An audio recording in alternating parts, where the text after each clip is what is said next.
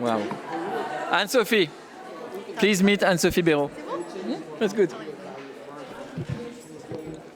Hello, everybody. Hello again. I have the terrible task of the post-lunch session. So we have to keep you awake for the next hour. And I'm together with colleagues from many companies that have interesting practices to share. We have an hour together, mostly 10 minutes per guest, and then hopefully we'll have a Q&A session that you will be able to address the panel.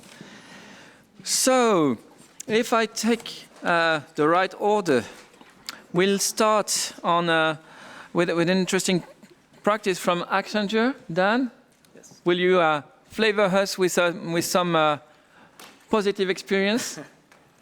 Sure, I'll try. Good afternoon, everyone. Hopefully everyone enjoyed their lunch today. My name is Dan Ellerman with Accenture, and I am the Global Program Lead for our Persons with Disabilities initiatives.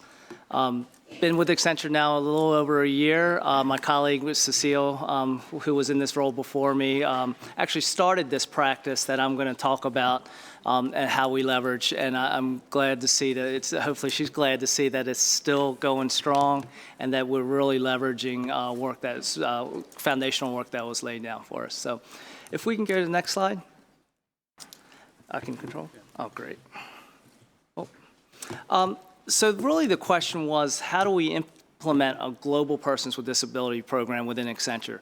Accenture now, I feel like I'm watching like a clock ticking when I look at the number of employees we have. We're up to over 460,000 employees as of today and operate in about 120 different countries.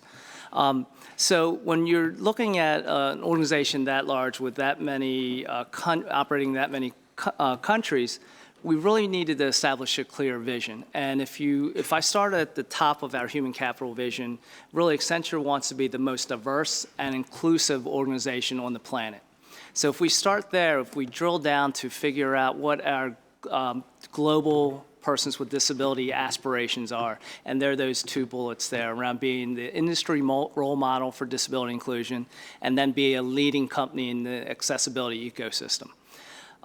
In order to do that, we've got to set some objectives and really figure out how to implement. And the way we decided to kind of take a look at that and was develop this enablement scorecard that we call it to set measures and then to review progress. Those two boxes in blue are really what this scorecard is establishing Accenture's progress in.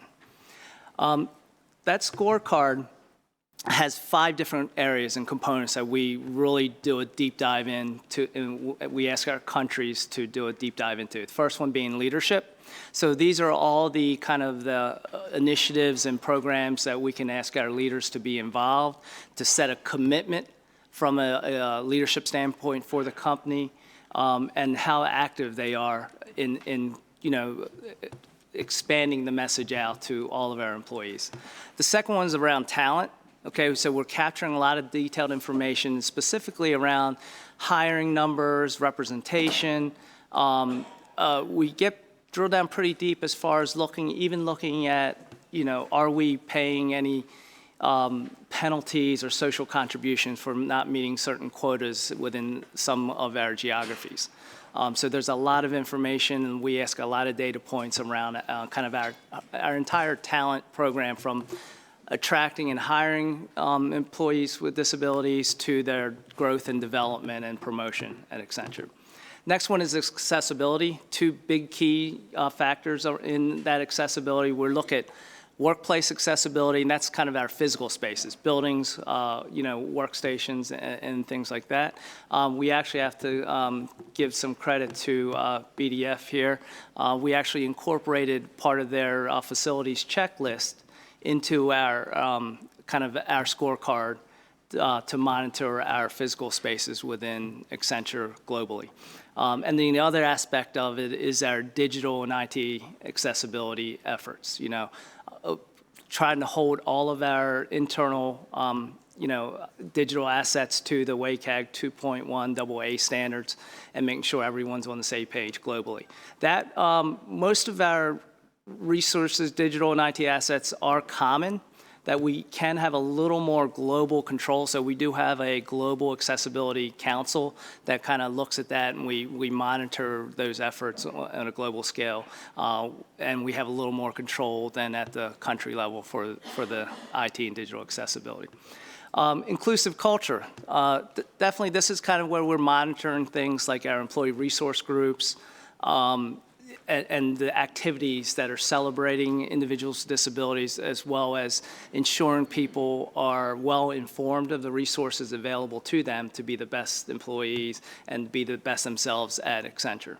And the last component is around strategic partnerships, right? So that includes nonprofits and NGOs like ILO or BDF or any of the other number of organizations we may partner with that has the same mission when it comes to persons with disabilities. But it also, we also include and capture information on our supplier diversity information. So we want to know about supplier diversity spend, even including suppliers that have self-ID'd as a disability-owned business. Okay. So once we establish the scorecard components and all the elements, I think there's over 152 items that we're requesting from each one of our countries. And again, we're really targeted and looked at the countries that have a headcount of 100 or more employees. So we're not capturing every country, but we are looking at probably over 70 countries in that.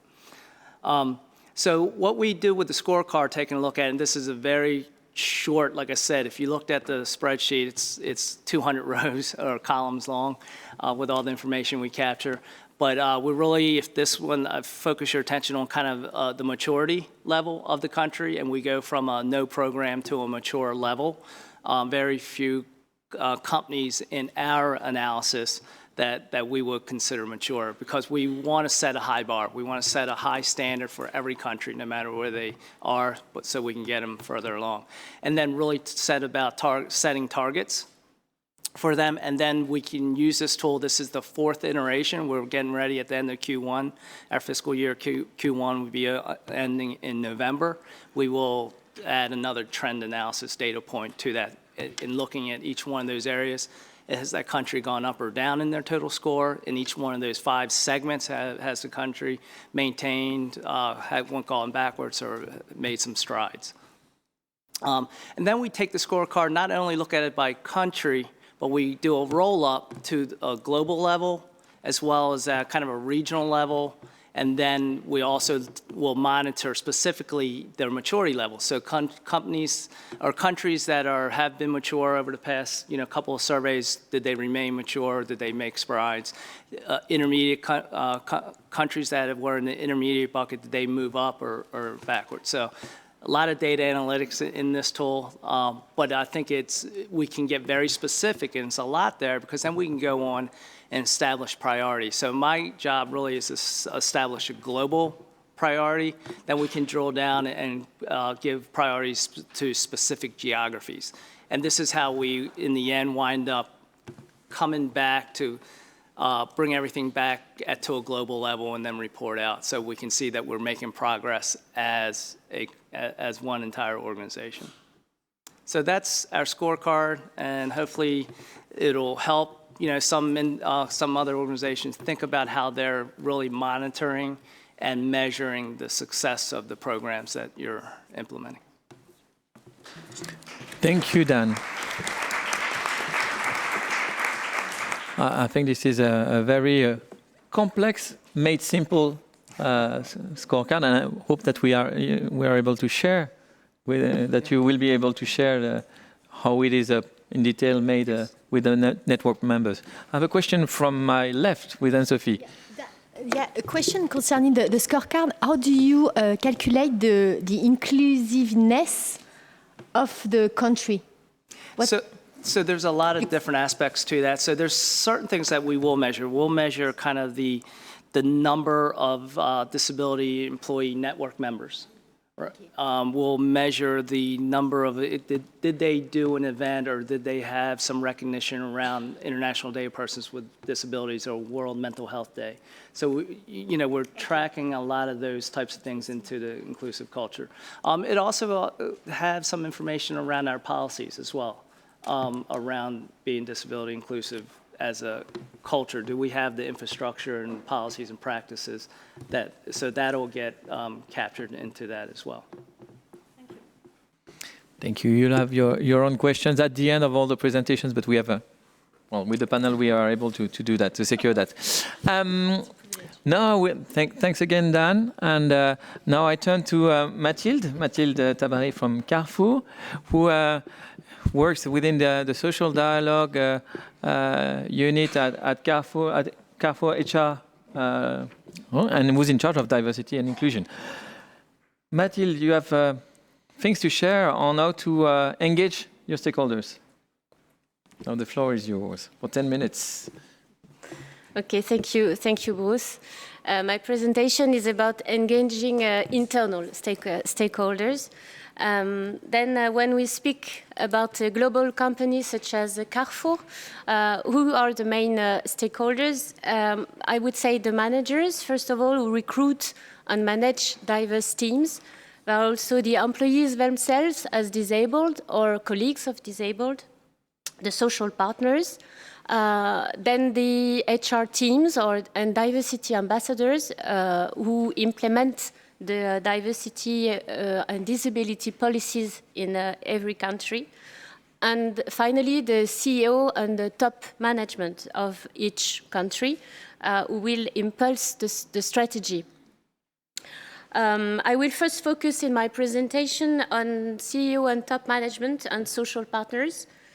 Secondly, on diversity ambassadors, and give finally some illustrations on the way their actions impact the managers and the employees' commitment and contribute to develop diversity and disability, especially inclusion.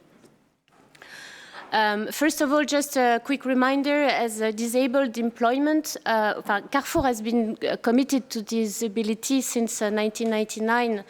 This was the date of the first signature of an agreement in France in hypermarkets, and which enables us to say that we have reached now a rate of above 6%. Having said that, how do we engage all countries at global level in a disability inclusion policy? I would say this is a progressive, this has been made step by step. And the membership to the ILO Global Business and Disability Network in 2011 certainly was a first step, a first tool to engage the company towards disability inclusion. Then we had the signature of the global agreement signed with Uni Global Union, signed by Carrefour CEO. And this global agreement has a focus on diversity and especially disability. Then this is at international level a way of engaging both top management, CEO, and social partners at international level.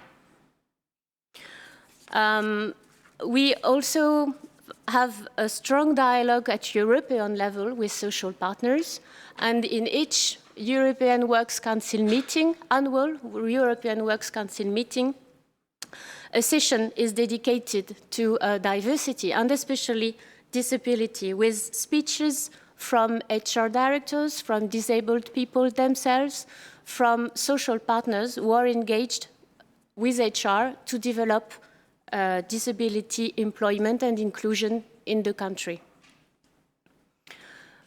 These are photos of the 2015-2016 annual meeting. And we also have specific groups dedicated to diversity and disability at European level, dedicated groups. During these meetings, we share on best practices which are in place in the country in different countries where Carrefour is located.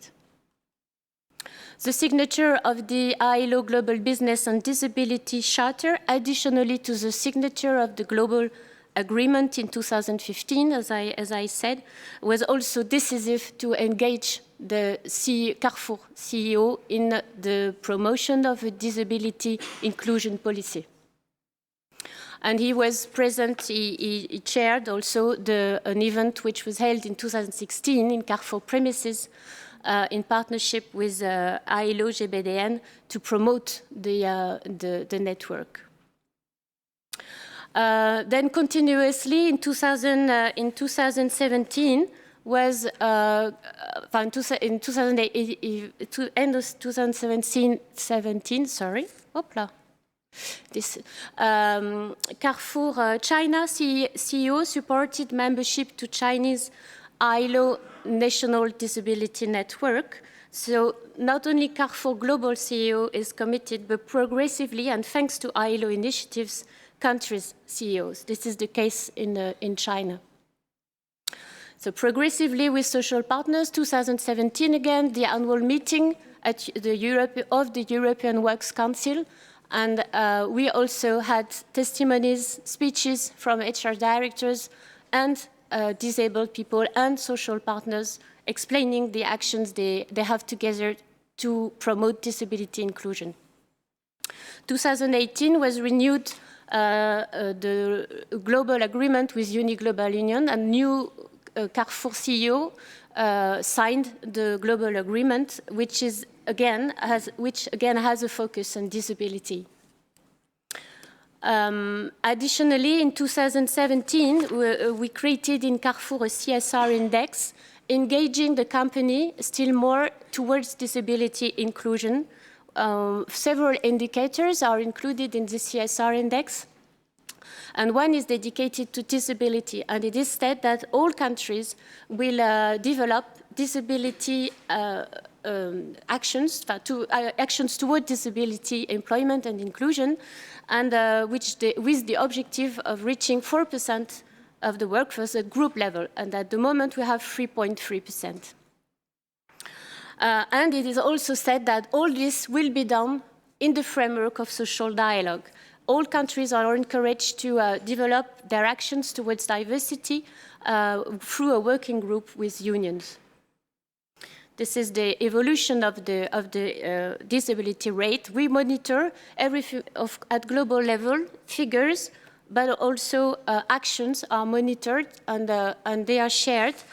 Best practices are shared with social partners, as I said before, in the different meetings we organize every year.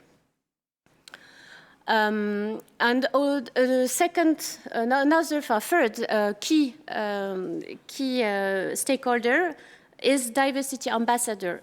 We have in each country diversity ambassadors who are in charge of implementing disability policies and implementing disability actions, concrete actions, to develop disabled recruitment and inclusion. So at global level, what we do is sharing, highlighting, providing support to these diversity ambassadors so that they can can develop and be encouraged and be motivated and be supported in their actions. Then a Diversity Ambassadors Network was created in 2015, and every year we had 2 days meetings with best practices sharing, and ambassadors present their best practices in this kind of meetings. We also encourage their successful actions with some highlighting, with awards, external awards when possible. When practices are good, we encourage ambassadors to candidate for different awards, and internal awards, because we also organize we organized in 2017 for the second time internal awards to recognize best practices in different fields of diversity, including disability. And here we have one store manager in Italy who decided to open a store on specific time to autist customers. We also provide some support to diversity ambassadors with some different tools. Here is an example with an inclusive leadership guide, which was created in 2017 and which has been translated in Chinese, in Spanish, in Italian, and was circulated very largely towards all managers through thanks to the ambassadors in the countries. And this is all about inclusive behavior. Another tool which is provided in order to support the actions of diversity ambassadors is also the creation of the International Day for Diversity in Carrefour. And this is an opportunity for HR ambassadors in all countries to organize actions in their country to raise awareness and value and highlight the partnership they have created with associations, for example.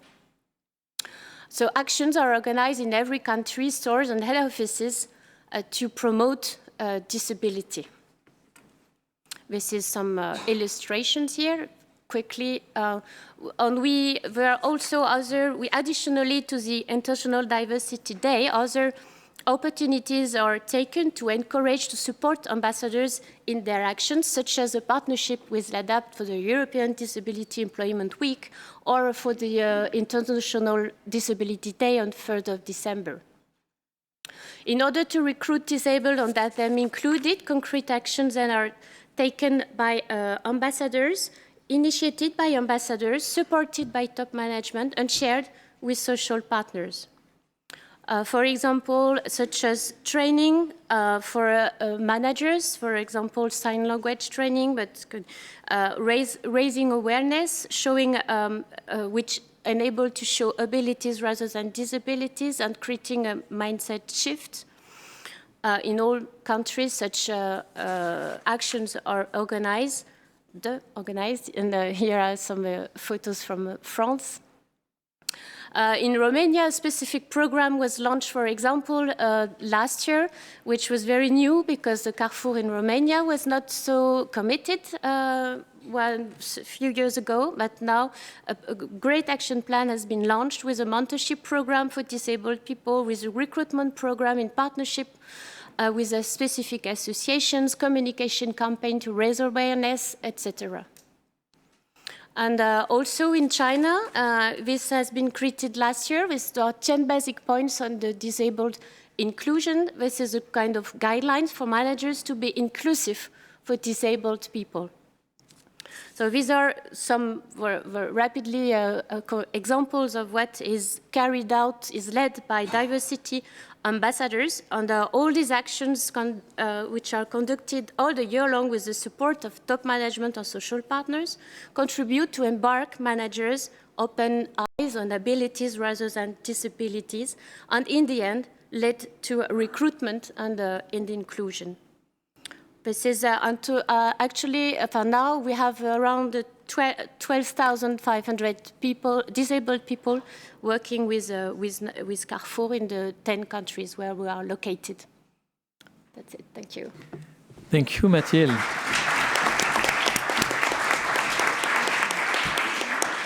And we see our involvement creates engagement at all levels within a company.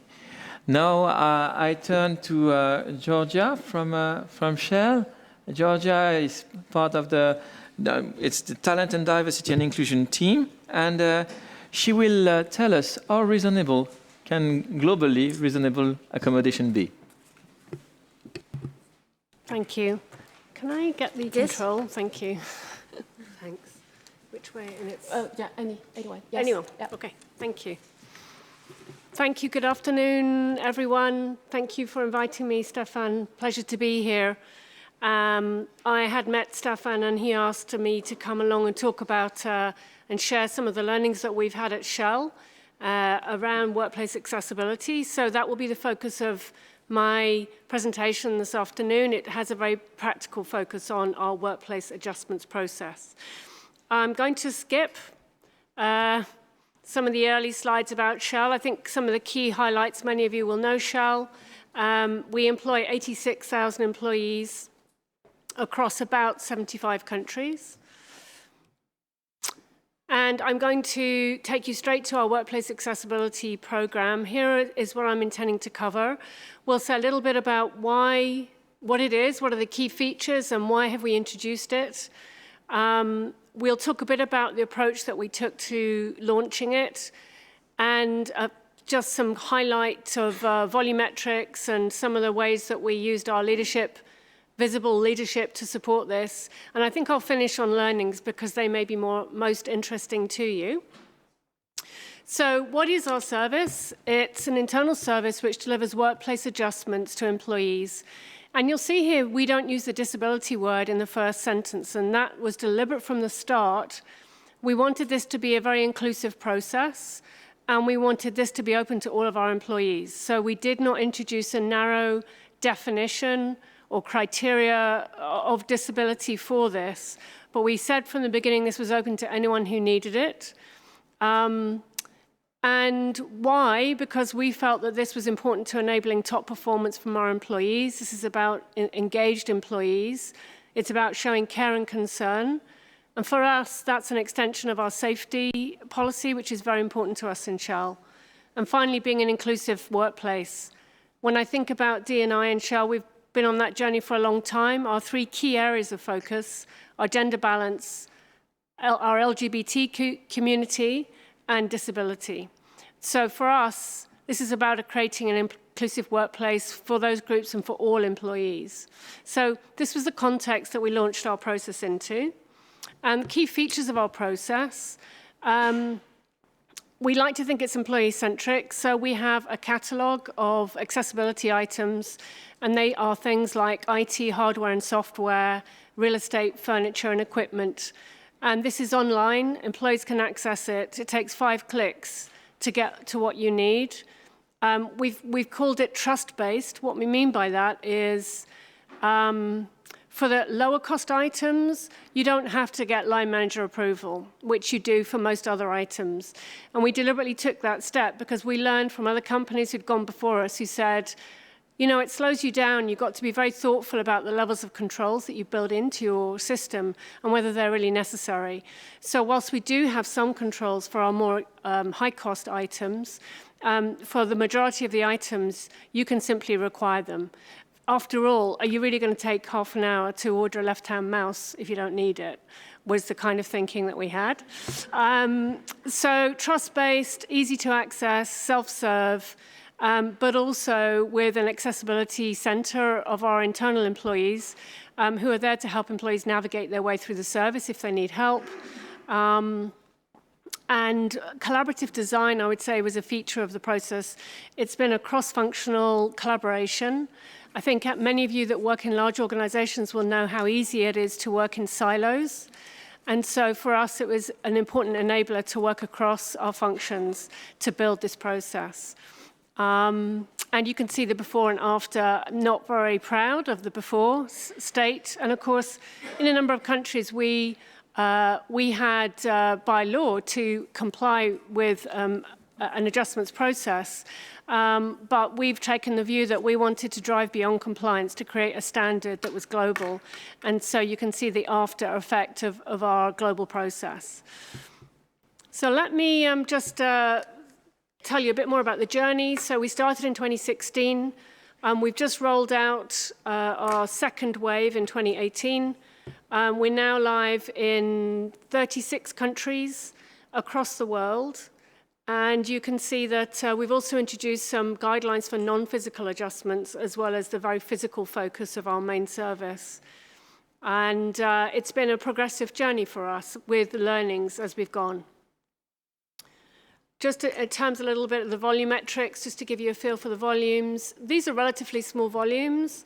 So 4% of our eligible employee base has taken up the service. That was pretty much what we expected. Again, learning from other organizations who've gone before us. You can see high customer satisfaction, and you can see the average case duration. It's within our standards that we set ourselves, but of course, we continuously seek to improve that. And it's been delivered by a diverse team. You can see really cross geographies, which reflects the kind of organization that we are. So heavily centered in Manila in the Philippines, where our accessibility center is based, but also with colleagues from China, India, Singapore, and myself and my colleague in The Hague.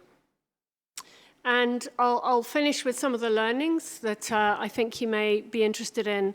So some of the challenges for us from the beginning were about accountability.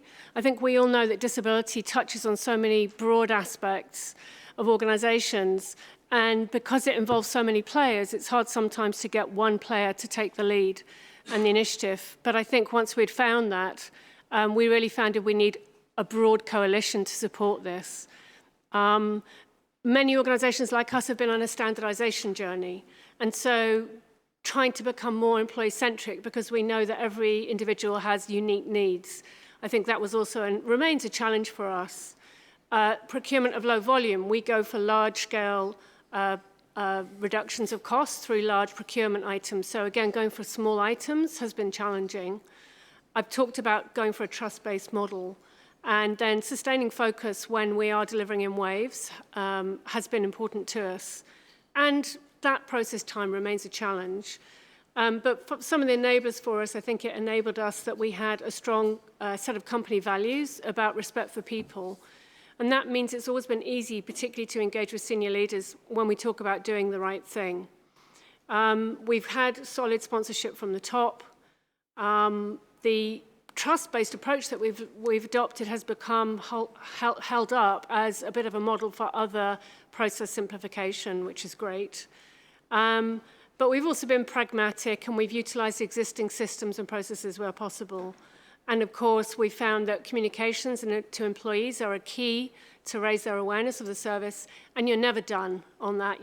As soon as you finish, you have to go back and start again and keep doing it. So those have been some of the key learnings for us. I'm very happy to share those learnings and appreciate the efforts of the companies that have gone before us and shared their learnings with us. Thank you. Thank you. Thanks, Georgia, for this inspiring journey for reasonable accommodation wherever, for all situations. Now I turn to my dear friend Yves Veuillet from IBM. Yves, we've been knowing each other for 15 years so, and I know your commitment is not only yours, it's the one of your company, and you're going to tell us about your top-down commitment for engaging people with disabilities and accessibility. I don't think you should have shared that we know each other for so many years. You know, it's like an old couple. Awful. No, okay. Ravages of age. So basically, who is going to manage the slides? Is it managed by you, Jürgen? All right. So let's go to the next slide, please. Before we go into the details of our accessibility programs, I wanted to put things in context. And so basically, why do we spend money, human resources, and financial investment in disability inclusion? You know, basically, it's about, you know, for those of us who've been in diversity and inclusion for a while, we've heard a message that our workforce must be the mirror of the clients we serve and the markets we serve. That is absolutely true, but this is not enough. We need to do more.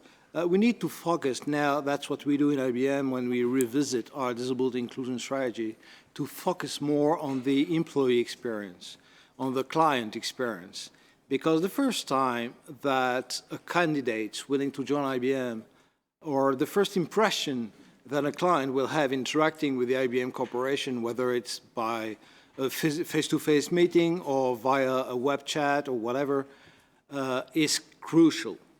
If that person has negative experience working with IBM or willing to join the company, it's not going to work. It will be a negative experience for both the employers and the potential employee. And so that is why we need to focus on the accessibility to make sure that all employees, regardless of whether they live with or without a disability, do have an equal access. I'm always allergic when I hear about the business case of disability. There is no business case. Who needs a business case to treat people fairly? Who needs a business case to treat people equally? That doesn't make sense. Amen. Next slide, please. So this is IBM's disability inclusion strategy. So I'm not going to go into the details of what we call the 3 A's, standing for accessibility, accommodation, and attitude. I'm going to focus today on the accessibility piece. One thing that I recently noticed that my generation still makes a difference between physical accessibility, accessibility of buildings, infrastructure, buses, etc., and digital accessibility, accessibility of a web page, app, on mobile phones, etc. I saw that my son and my daughter no longer make that kind of difference. For them, something is accessible or is not accessible. Whether it's a bus, whether it's a web application, it doesn't make any difference for them. And I think going forward, we were talking about the future of work this morning, it would make sense that companies start to realize that accessibility must be pervasive, must be everywhere in the organization. We should stop focusing on physical accessibility or digital accessibility. We should focus on disability holistically. Next slide, please. So this is the offerings that we have internally and externally. When I say that basically we have a team of researchers that are fully dedicated to developing accessible technologies, accessible solutions that later on in the process we will sell to our clients as part of our bigger offering around cloud, around AI, etc. And so in terms of internal resources, on the left-hand side of the screen here, you can see an online version of the tools that we propose to our developers, our designers, testers, and also our offering managers, providing them best practice on how to include accessibility in their clients' offering. This is very powerful because, basically everybody has easy access to any kind of accessibility training, accessibility resources we have. And we also have this team I told you about that conduct internal courses in classroom mode to our web developers to make sure that accessibility is included in all our applications. We also have,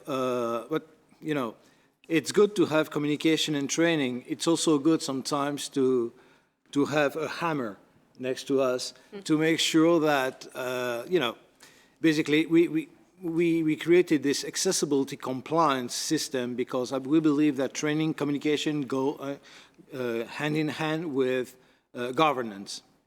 And so basically we have put in place corporate instructions that makes mandatory to include accessibility requirements in all solutions that we as an IBM corporation provide. Does that mean that 100% of our tools and applications are accessible? No. But that means that we've put in place what we need to have in place to make sure that we reduce the risk to a minimum. It's still not perfect. I will say more about that on the next slide. But it's the right approach. We believe at least that this is the right approach to have both the tools and resources as well as a certain way to make sure that accessibility is not an option and is taken seriously by the people who are in charge of developing solutions. And we also propose, both internally and externally, our IAI tool, which we call Watson, that is available for the public, the clients, and the employees, where they can ask any kind of questions related to accessibility. In terms of external resources, we also propose an accessibility checklist as well as an open source accessibility resources to our clients that is available for free on the IBM Accessibility Research website. Next slide, please.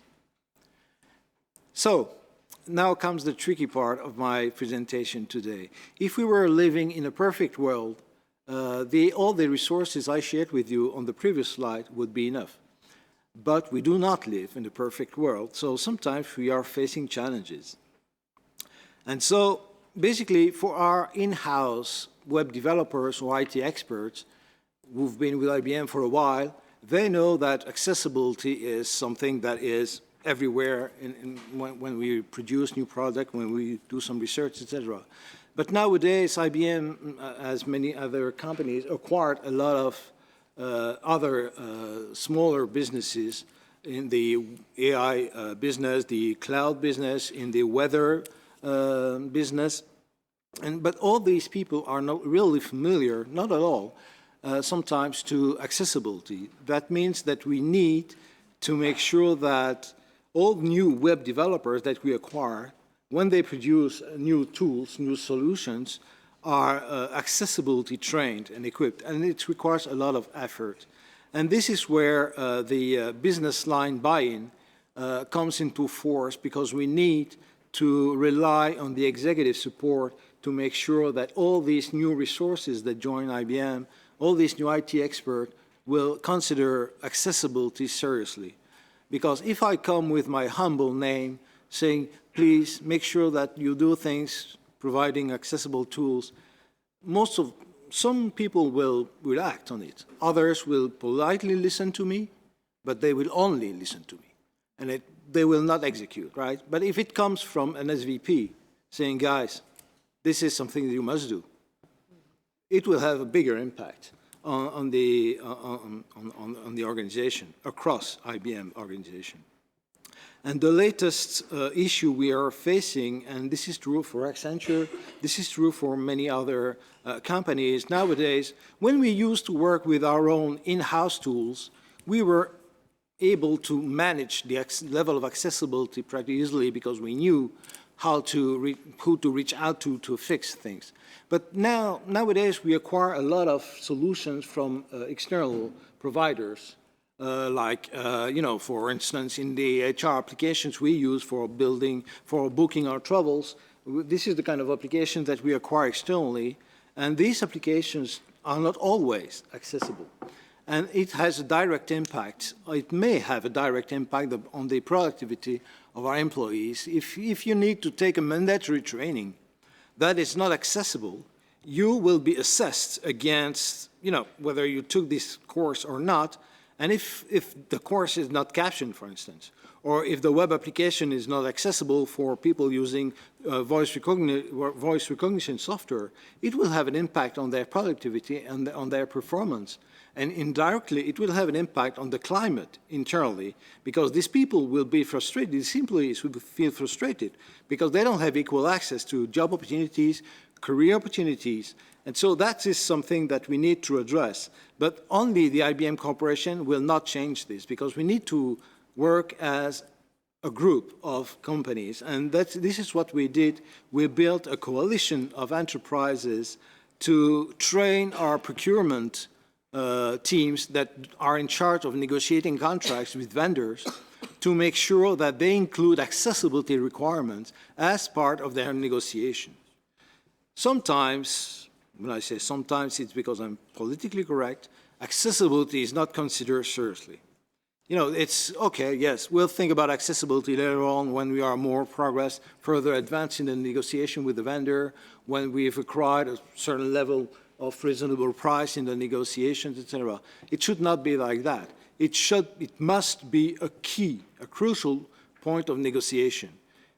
I'm dreaming here, but it should be that if you don't provide me with an accessible tool, I will go somewhere else. I will search and look for another vendor. It's not there yet, but this is the ultimate goal of this coalition, to make sure that at the end of the day we provide tools that are effective for everybody. I think that's the last slide, if I'm not mistaken. All right. Thank you, Yves. Thank you. Thanks, and I forgot to mention you as the vice chair of the network, and you will be moderating next session. Now I'm turning to the chair of the network. I'm turning to Anne-Sophie Beraud, who's in charge of diversity and inclusion for Accor Hotel, and she will tell us a little more on the diversity and inclusion challenge. Okay, thanks, Bruce. So I wanted to present you a challenge that we did last year for the Disability International Day, which was very followed internally by all the people around the world from Accor Hotel. And it's easy to put in place. And as we are in 1 month, or it will be the International Disability Day, can give you some ideas.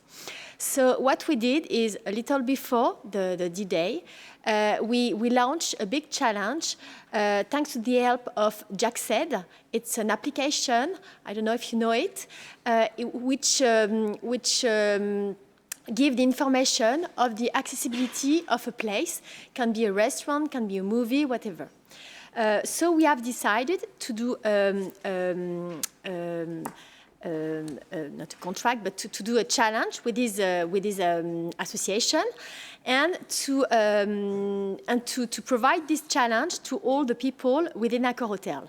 So we did 5 regions: North America, South America, Middle East, Africa, France, Europe, and Asia Pacific, like a competitor, you know, like a team. So we thought it was a good idea because many times when we celebrate the International Women Disability Day, we do workshop, we do things, but it's what I would say one-shot initiative. And we wanted to have a sensibilization initiative that can stay, you know, not after the D-Day. And it was also a good opportunity to mobilize people who are not disabled and to discuss on the disability with a person in the team. So it was very simple, this challenge. It's on an application, and the objective is to well, at first we wanted to give the information on the hotel, you know, our hotel, for the client and for the employee to give the accessibility of the hotel, to see which room is accessible and so on. And when there are some points, so whatever you give, depending of what you measure in terms of accessibility, you have 1 point, 2 point, 3 point for your team. Okay, so we customized very quickly an application. Okay, and we explain to the team, to the people in the hotel, how to settle, how to go in this challenge very quickly. 6 steps. First, you download the application. Then you enter, you create your own account. Then you have a dedicated code for Accor. Then you join a team, depending on the region where you are.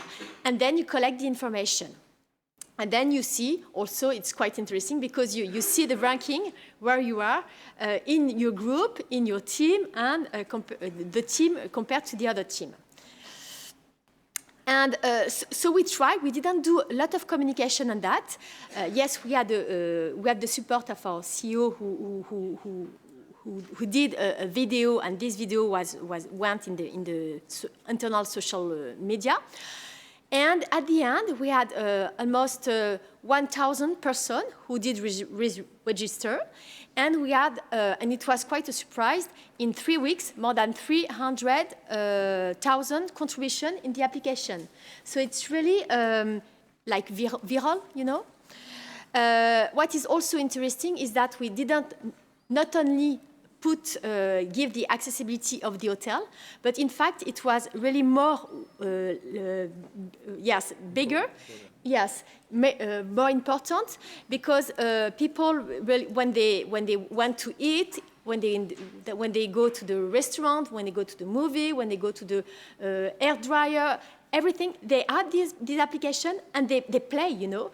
And what is good is that this application, which is interfaced with Google Maps, the information that we gave 6 months ago, it's still in the system and still help people who are looking for a place when they are disabled. So after, at the end, we did a big ceremony to see which is the region who won the challenge. Well, Asia Pacific, they are lot of people. So it was it was not forecast, but it was great for them.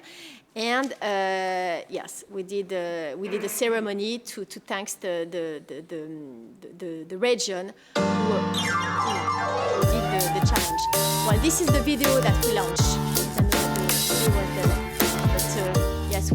La thématique du handicap est une thématique extrêmement importante pour la diversité. C'est un sujet d'inclusion, c'est un sujet qui correspond aux valeurs fortes d'Accor Hôtel. Il faut qu'on soit exemplaire parce qu'on a la chance d'avoir 260 000 collaborateurs, on a la chance d'avoir 220 millions de clients dans 95 pays. Donc si Accor ne montre pas la voie, qui va le faire?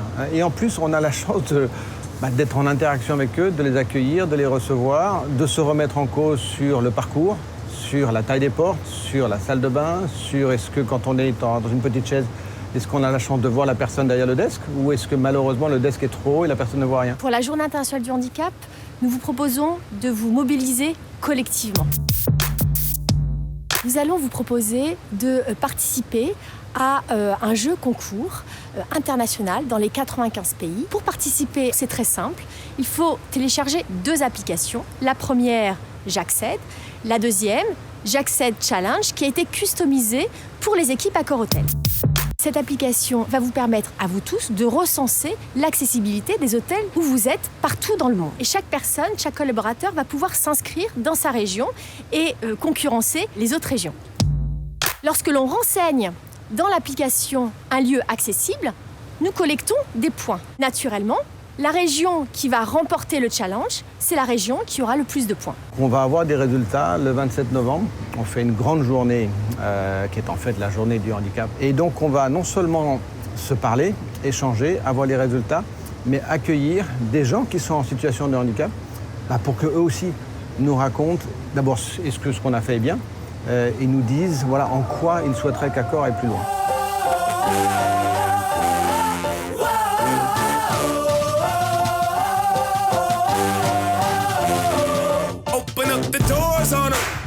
Playing the night, bring on the marching band and turn on the stadium lights. Woo!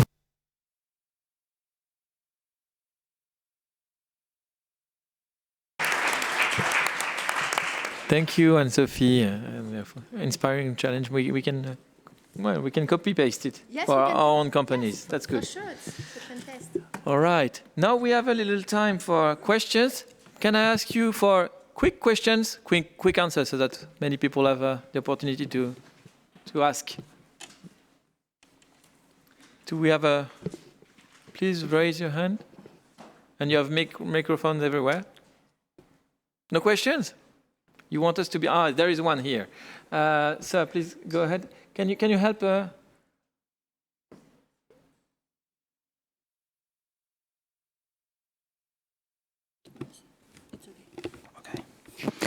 Thank you very much for these fascinating initiatives, and they will be very quick. And because we are not living in an ideal world, as mentioned by the IPM representatives, my question is really how, and it's mainly for Carrefour and Shell representatives, how we make sure that these advanced policies and initiatives is being applied through the 30 or 36 countries. We're talking about inclusion, participation, which is an important principles that may be known by maybe people who are working in the field of disability, but this is not necessarily the case when it comes to the level of labor, business companies or people who are working in Shell or Carrefour and stuff like that, especially in some maybe developed and developing countries. So how we make sure that these mechanisms are applied through different countries who have different variation and understanding of these themes.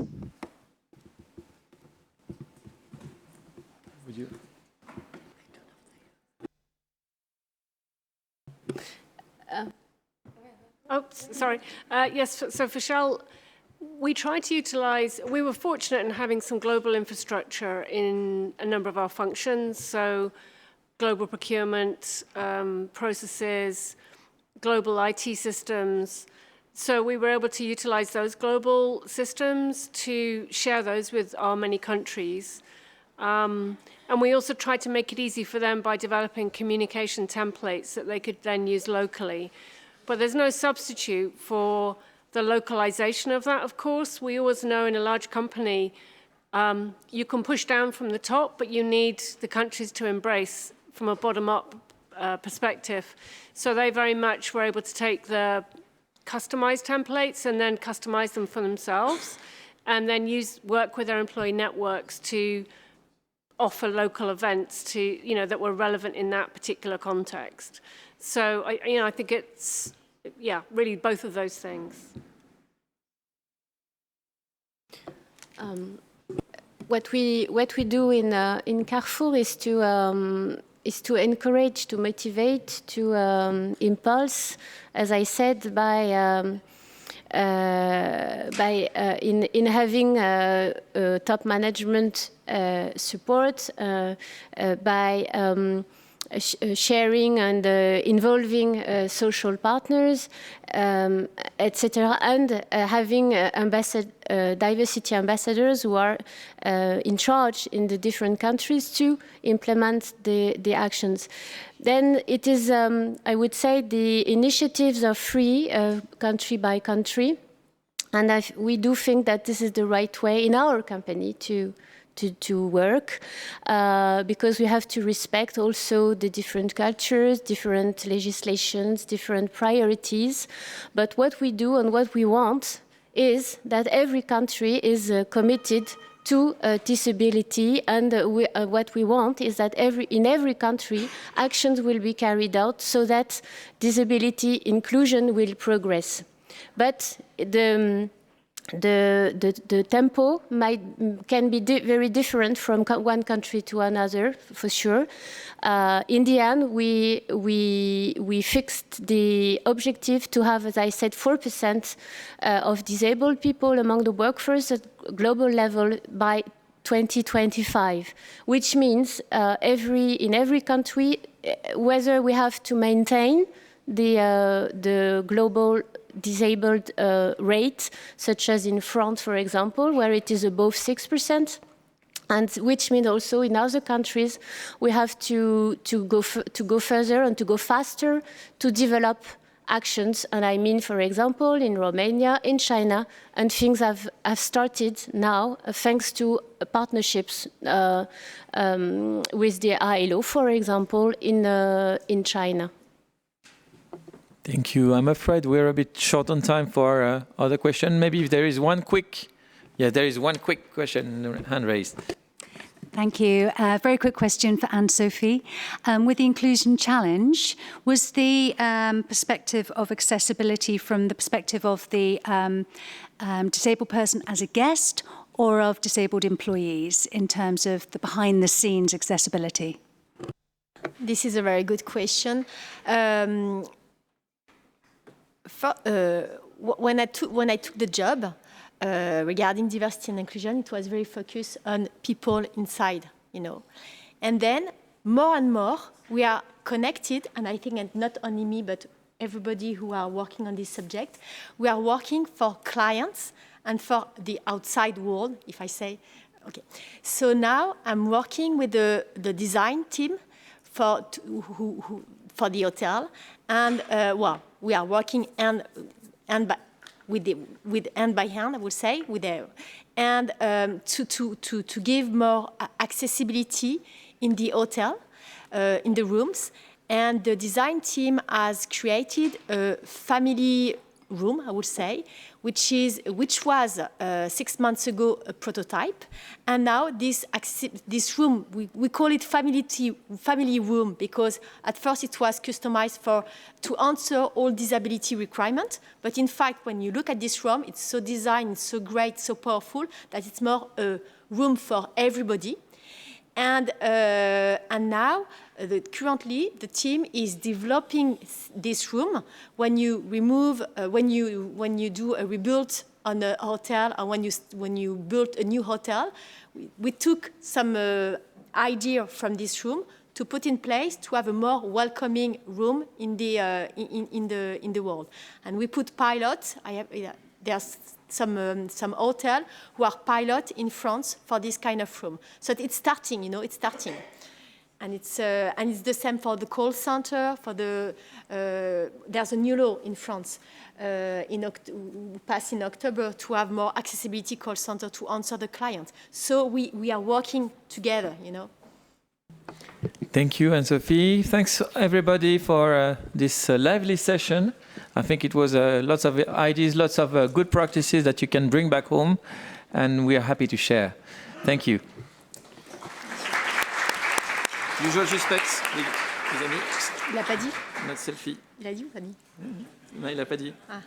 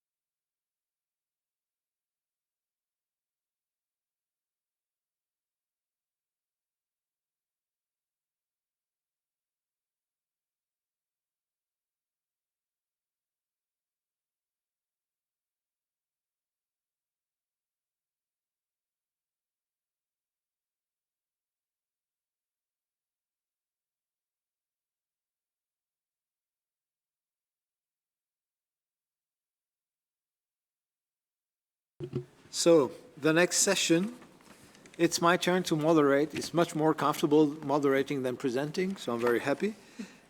So we are going to present different global initiatives that are covering different aspects of disability inclusion. We have 4 guests today.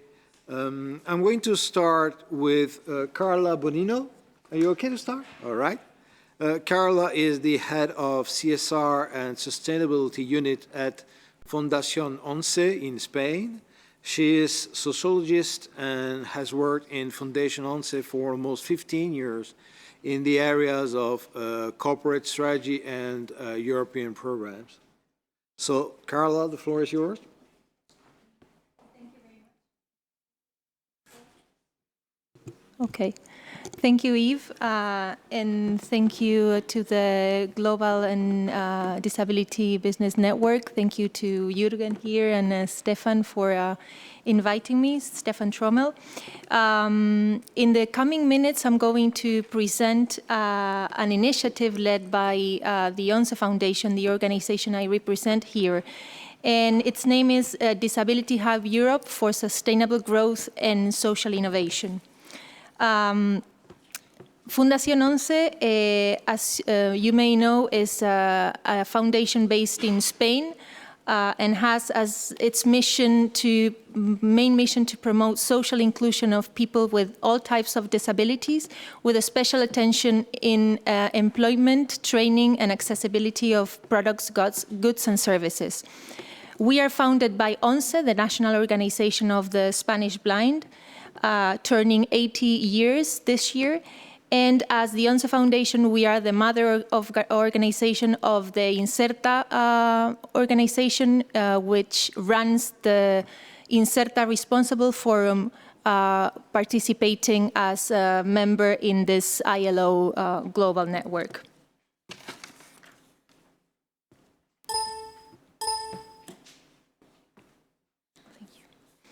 Okay, now about Disability Hub Europe. This is a European initiative to be developed between this year and 2020. It's based on the experience of the former CSR and Disability Network that was led by the UNSA Foundation until 2015 and was well recognized by the EU institutions.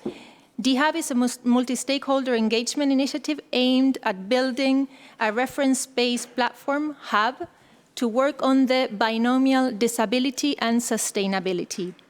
Its mission is to foster foster social and labor inclusion of people with disabilities in Europe, and while promoting inclusive and sustainable businesses. It's aligned with the 2030 Agenda and the Sustainable Development Goals, and particularly with Goals 8, 10, and 17.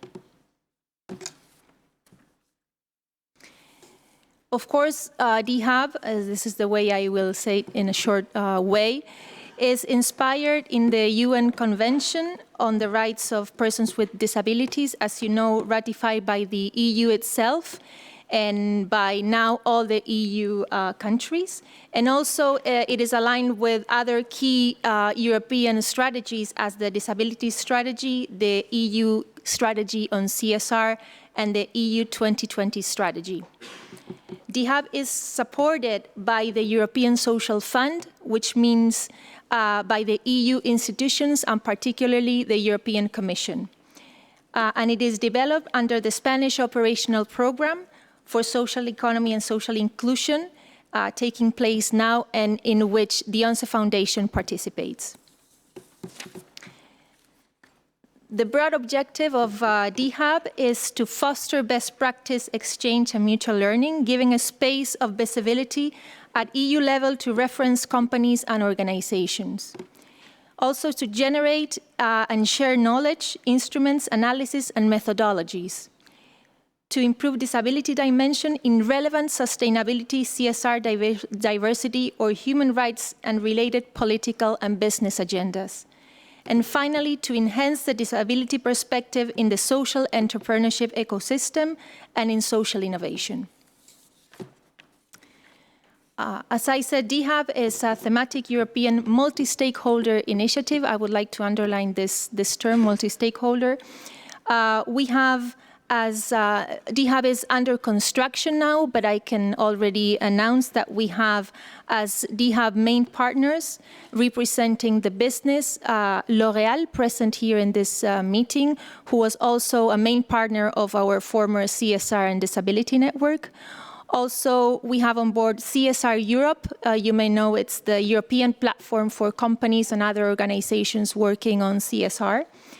We have also GRI, the Global Reporting Initiative, which is the reference international organization setting the guidelines to prepare CSR and sustainability reports. And also the European Disability Forum, the umbrella organizations for people with disabilities in Europe. We're also in conversations with the German Federal Ministry of Labor, representing the public administration sector, and with Business and the Community Ireland. As you may see, we represent different countries, different types of organizations, and this is the idea of Disability Hub Europe. We have also currently engaging a group of disability business practitioners and another group of collaborating entities which represent other types of organizations, as it could be the regional public administrations or some sectorial organizations like the European Foundation Center, for example. In Disability Hub Europe, we provide a space to work on different topics related to business strategies, CSR strategies, diversity, human rights, depending on the focus that different companies and organizations give to the issue of disability.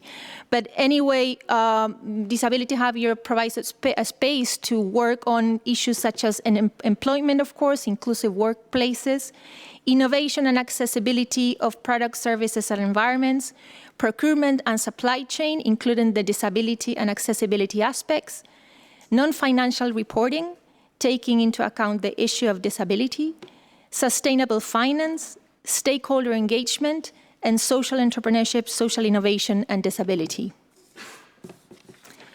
I'm happy to announce a first output of Disability Hub Europe. It hasn't been made public yet, but I can comment. We have updated the 2015 guide on disability and sustainability reporting that we developed as Fundación 11 with GRI in the framework of the former CSR and Disability Network. So we are working in updating this. The work is almost done.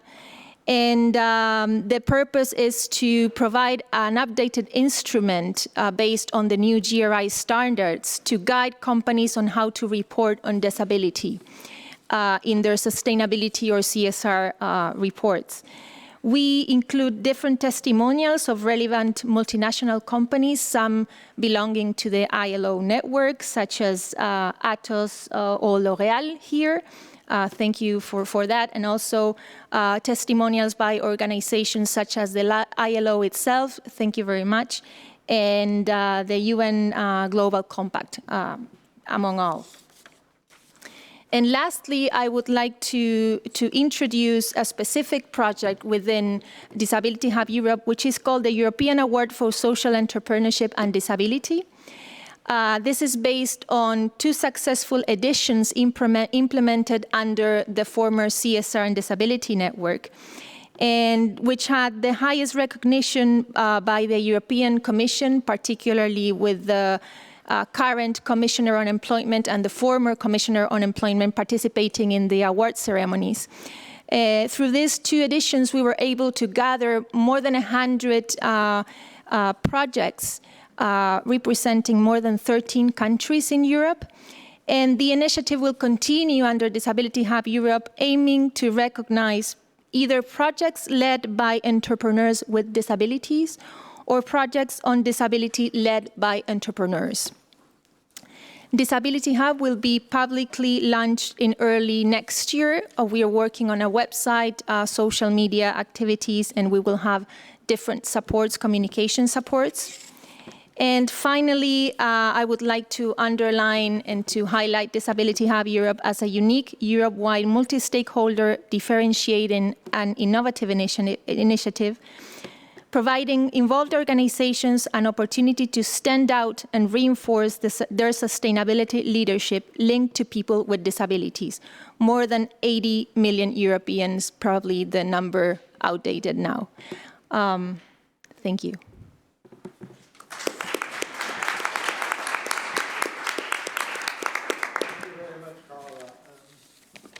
I would like to ask you questions before presenting the next speaker. What would you say are the unique and differentiating characteristics of Disability Hub?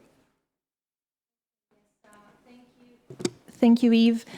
I would say at least 5 very quickly. One is the focus on sustainability and disability, making this link important and trying to show how disability is linked to the SDGs and the 2030 agenda. Disability is present in several points of the SDGs, and people with disabilities are defined as one of the vulnerable groups by this agenda. Second, I would highlight the EU focus, trying to visibilize the EU model in the co-funding that we have by the European Social Fund and the support by the EU institutions. Third, I would say it's multi-stakeholder approach involving different types of organizations, as I said, civil society, business, public administration, and other types of organizations representing different countries. The fact that it is collaborative, I didn't have enough time to explain how we will organize our work, but each main partner contributes with special activities to this initiative, so it's very collaborative. And I would say the focus on disability or on people with disabilities as stakeholders from a broad perspective. This is people with disabilities can be employees, can be employers, can be users, consumer, clients. They can be providers, they can be business partners, investors, members of the community. So we have this wide scope towards people with disabilities as stakeholders. And linked to this, we seek to cover the whole value chain for companies. So I think this is what I would highlight from DHAV. Thank you very much. You're welcome. Excellent. Thank you very much, Carla. Diane, you're next if you're okay? Yes. All right, Diane. So Diane Lightfoot is joined our Business Disability Forum as Chief Executive Officer in February 2017 after moving from her former role as Director of Policy and Communications for United Response, a leading national disability charity in the UK. And Diane will tell us more about the Global Business Disability Framework. Diane, the floor is yours. Thank you very much. Thank you, Stefan, for inviting me here today, and thank you for laying on this fabulous weather for all of us. That's very kind of you. I'm under strict instructions not to talk for too long, so I have whittled down my slides a bit, although I have noticed that I have got control of the hammer, so that may end badly. So I was going to tell you just a little bit about who we are and what we do, for those of you who don't know us, and then a bit about our Global Business Disability Framework that we launched earlier this year. So we are a UK-based network. We are, like many of you, a not-for-profit member organisation, and our whole ethos is about making it easier and more rewarding to do business with and employ disabled people. And ultimately, what I always say is that we exist to transform the life chances of disabled people as employees and as consumers. And as Yves mentioned, I've worked in the disability sector for coming up to 15 years. I know I don't look old enough. And I have seen at first hand so many times how good work can transform somebody's lives, and particularly when I used to work in the learning disability sector and seeing people get a job for the first time in their 20s, 30s, 40s, 50s, and just the huge changes in their self-esteem, self-confidence and identity that came with that. So I'm really passionate about that. So what do we do? Well, we're a membership organisation, so we provide all sorts of support through our advice service, through training, through resources and consultancy, through events. But very importantly, the support we provide is very practical. We are very pragmatic and very focused on supporting businesses wherever they are in their disability journey. So some of our members are very sophisticated and have been working in this field for a very long time. Others are just starting out. So it's very important to us that we meet them where they are and support them to get better. The second thing that's really important about our ethos, and I want to pull out from this slide, is that we believe that disability takes a whole organisation approach. So it's not just the domain of human resources or diversity and inclusion teams, or certainly not corporate social responsibility, but it's about the whole organisation working together to get it right for disabled people as employees and also as consumers. To reflect this, some years ago we developed our disability standard, and as you can see from the slide here, this is a cross-organisation approach that looks at 10 different areas across a business of any sector in any shape or size to give a really accurate overview of how you're doing. Now, most of the categories here on this slide are fairly self-explanatory, and I haven't got that long, so I'll just highlight a couple.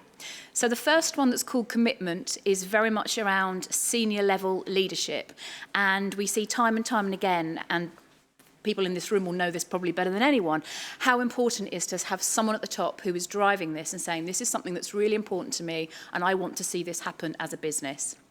The second one we've called know-how, and I tend to think of this one as being in partnership with commitment. This is very much about the confidence of managers, line managers, local managers in different countries and in different locations, their confidence to be able to have that conversation with an employee or potential employee with a disability and find out what support they need and how best to support them. The other one I want to highlight on this slide is number 7, suppliers and partners. And I'm really pleased that we're going to be having a focus on procurement, I think, in the next panel session, because consistently that's the one that firstly we see organisations struggle with because it's more difficult to control.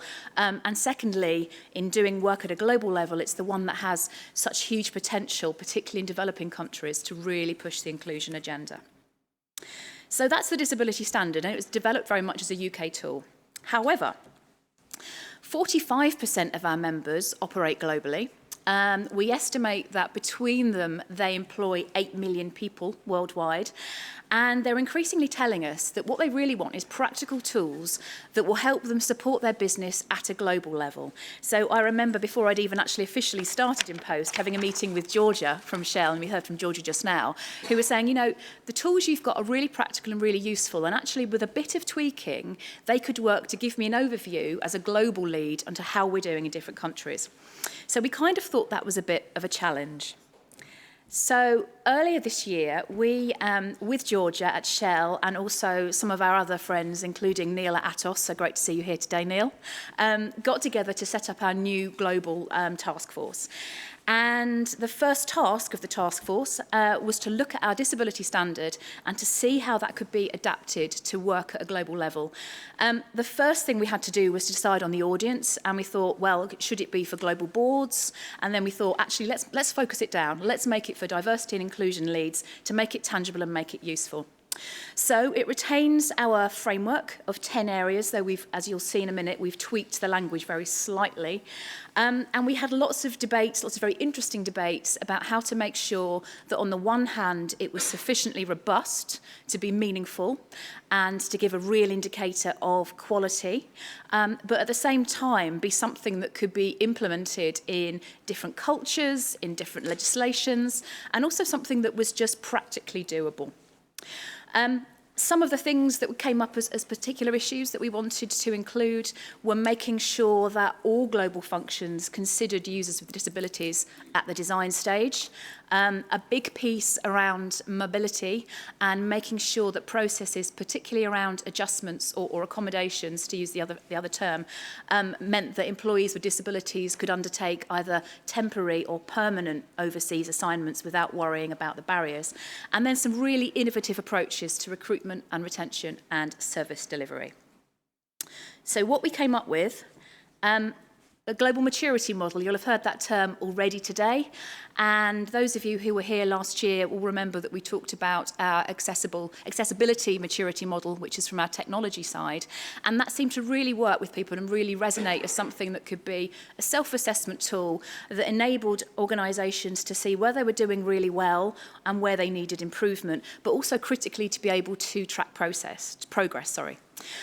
It's very visual, it's designed as an outcome star, it's an Excel-based tool which is very, very simple to use, and importantly it does highlight where things have been successful, which is very important in motivating teams. You can see there that we work with a small working group from Shell, EY, GSK, Atos and Barclays to develop it and make sure it was really practical. And we carried out what we're calling a soft launch at the DFID Summit earlier this year, which I think we'll be hearing a little bit about from Michael. And we're now testing it with global business. And our kind of call to action here is, if you're interested in testing this with us, please talk to us, because we really want to make sure that we get the feedback on how it works at a practical level. I've put here as well that it's a very much a practical delivery tool. It's very much not replacing, but hopefully complementing what is happening with the global business disability networks in different countries and the tools that are provided within those specific countries, which is partly why we're so happy to be working with the ILO and the GBDN more generally, and of course with the Valuable campaign, which we'll also hear more from. And I was really pleased that one of our partners commented, "This is what we've been waiting for, focus on the evolution of things with a global lens." And then final slide, no hammer needed. These are the 10 categories. This isn't exactly how it looks, but it's the best way you can see it on a slide. So for this one, you can see that someone filling this in would have scored 3 out of 4 overall in terms of a maturity model. I should say that this is just illustrative. It isn't based on any specific country, but hopefully it gives you an idea of what the model is trying to do. So really, if you're interested, do talk to us, and we'd be very pleased to hear your feedback.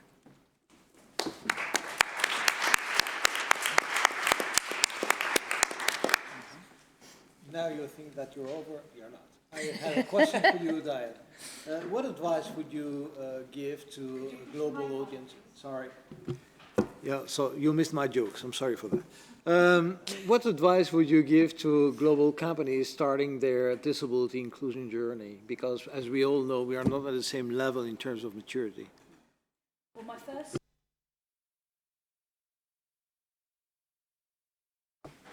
I didn't realise that turned it off. Apologies. My first and unofficial comment is just go for it and don't be afraid. Don't be afraid of doing it wrong to do something. And my official kind of comments are, firstly, be really clear about what you mean about disability. And we would recommend the UN definition within that, so you're making it really clear what you're covering. I think, secondly, make it really clear what you are committing to do. So, for example, and this is a very practical one, it could be committing to make adjustments for disabled employees, regardless of what the legislation in that particular country says. I think it's about identifying a senior champion. That's so important across the piece. And one name check, Paul Pullman at Unilever, is a perfect example of someone who has really stood up to be counted and said, this matters, I'm going to drive this forward. And then communicate that within your organisation that it matters. And then I think when you're looking at the practical application of that, so that's the messaging, the practical stuff, obviously use our tool, I would say that, but whatever you use, take a structured approach so you can really measure progress. And I think the Accenture example in the last panel was a really good example of that. So make sure you know where you are and make sure you can track your progress. Perfect. Wow. Excellent. Thank you very much, Diane. I'm now going to give the floor to Michael Horner. He will introduce himself briefly, and he will tell us more about the Global Disability Summit. Hello, everyone. It's good to be here. So I'm Michael Horner from the Disability Inclusion team. I worked on the Global Disability Summit as a country engagement lead. Post-summit, I'm now working on the accountability process. So essentially trying to hold commitment makers to account for the promises that they made. So I'm going to talk about the summit now and the private sector. So on the 24th of July this year, the UK government co-hosted the first Global Disability Summit with the International Disability Alliance and the Kenyan government. The summit was a world-leading and pioneering event that united the global effort and generated real momentum around this, what has traditionally been a neglected issue. The summit's objectives were around raising awareness of this issue, mobilizing new commitments, which aligned with the global goals and the UN CRPD, and showcasing best practice and evidence from around the world. There were 4 central themes of the summit: stigma and discrimination, tackling that, inclusive education, technology and innovation, and economic empowerment. We also included an additional 2 cross-cutting themes around women and girls and conflict and humanitarian settings. The summit was a major international event, which, as I say, really established strong leadership from existing actors, but also emerging donors and new actors. And we're delighted with the engagement from the private sector, and we feel as though this is a strong base for us as a department to build our future engagement and really address some of the issues facing people with disabilities. So, as I say, the summit was a great success and was attended by over 1,200 delegates from around the world, including the President of Ecuador, the Vice President of Argentina, 5 heads of UN agencies, and over 40 government ministers from around the world. 67 countries were represented, with nearly every multilateral agency and leading figures in the global disability community. I'd just like to highlight some of the key commitments that were made, including 9 national governments committing to passing or formulating new or revised laws to give greater rights to people with disabilities, and 18 governments committed to new action plans, 33 governments and organisations committed to supporting more people with disabilities affected by humanitarian crises. So, for example, the Australian government committed to donating $16.4 million to support disability inclusive action in the Syria crisis. 9 organisations and governments joined the Global Partnership on Assistive Technology, which is aimed at transforming access to and the affordability of life-changing devices and basic technology like wheelchairs and glasses. 9 African governments promised to create inclusive social protection to ensure that people with disabilities are not forgotten. And 19 governments, businesses and other organisations committed to develop the skills of people with disabilities and help them access decent jobs. And we're also delighted that over 320 organisations signed up to the Charter for Change, which was the principal legacy document of the summit. So, as I touched on earlier, there were 4 central themes of the summit. And within the economic empowerment theme, there were 3 pillars of work, including how to address the systematic and attitudinal barriers to economic empowerment. So, for example, strengthening anti-discrimination laws and policies, including those relating to people with psychological and mental health disabilities, and shifting the underlying harmful attitudes that weaken the rights and opportunities for people with disabilities. The second strand was around economic and social participation, so supporting people with disabilities and as employers, and doing more for people with disabilities as employees. So, for example, expanding access to good jobs and targeting people with disabilities as consumers and of goods and services. And the final strand of the economic empowerment theme was around the developing accessible environments. So, as an essential enabler, really, for people, for all people.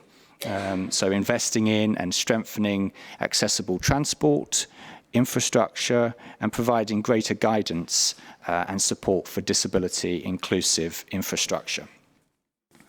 So, I'm going to talk now about the private sector engagement. So, the summit provided a unique opportunity for DFID to engage with businesses and explore their potential contribution to the ambitious summit outcomes.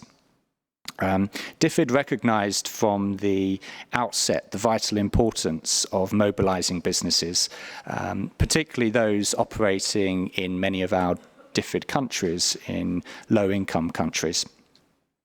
The purpose of engaging with the private sector was to open a collaborative dialogue with these stakeholders as potential suppliers, investors, allies and ambassadors for the future.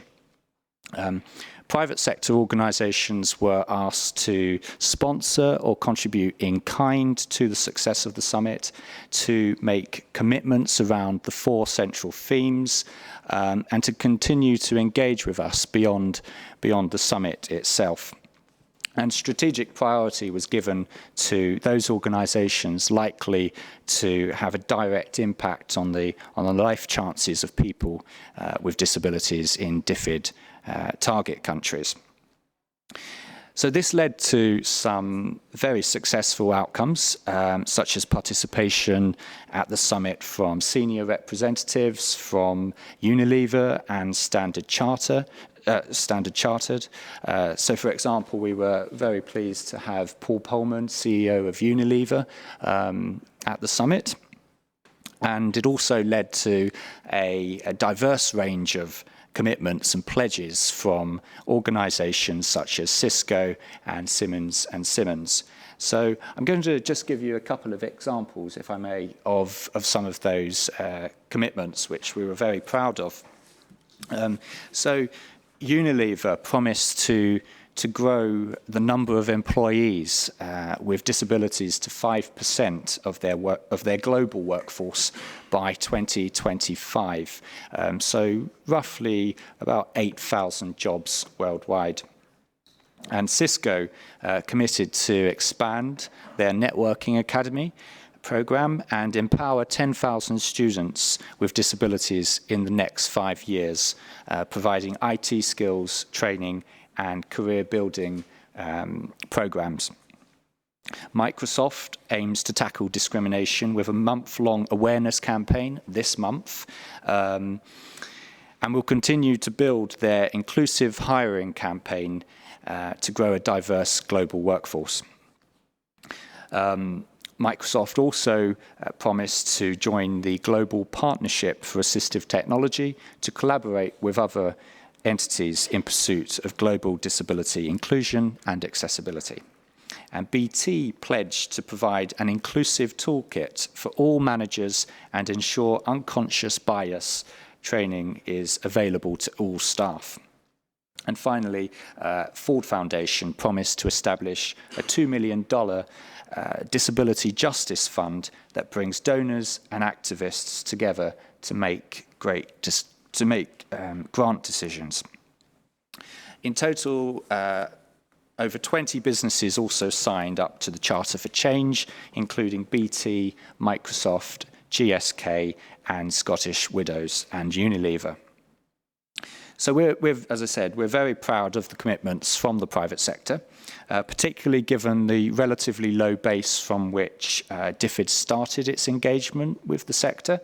But for many global firms, I think it's fair to say that complex global approval mechanisms and a relatively short lead-in time to the summit delayed commitments.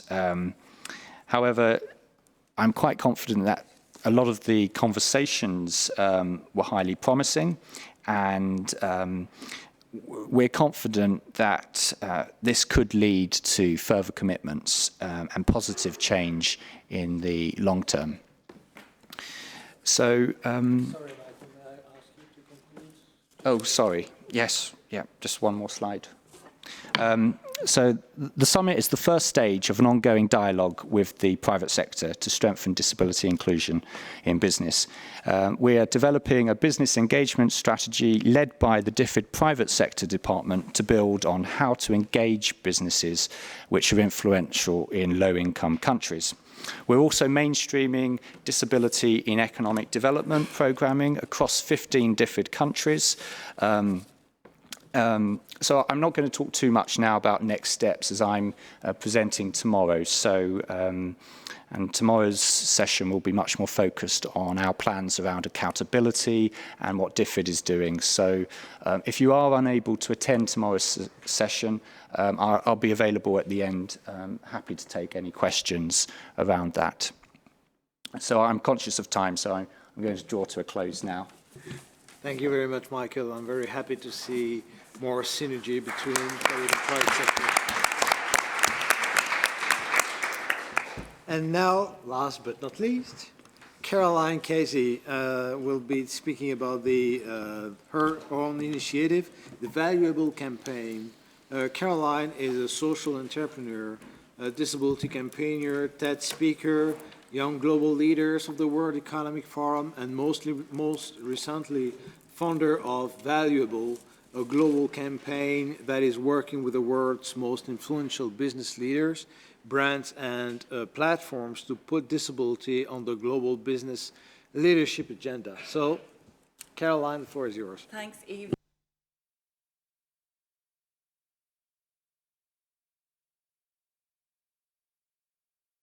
Start coughing. If I do, I'm going to pass over to Diane. She doesn't know that, just to talk about valuable instead. I'm really pleased to be here. I have been a fan of the ILO and Stefan's for a long time, so it's wonderful to be here. I've been in this space of disability business inclusion, as Yves said, for about 18 years, when I eventually came out of the closet when I was working for Accenture at the time, about being registered blind, which I had hidden for 11 years. I am absolutely passionate that inclusive business creates inclusive societies. We cannot talk about equality and inclusion of people if business is not at the centre of it, because it's the most powerful force on the planet. So valuable. Valuable has come from, I guess, 18 years of work in this space, where we've worked with some of the biggest companies, CEOs.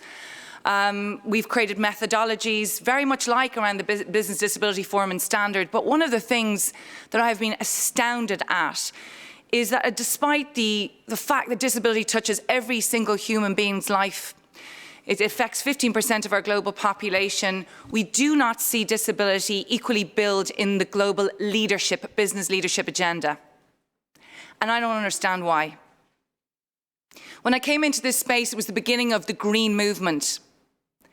You know, when environment was on the edges of business, let alone society, and none of us were really accountable for it.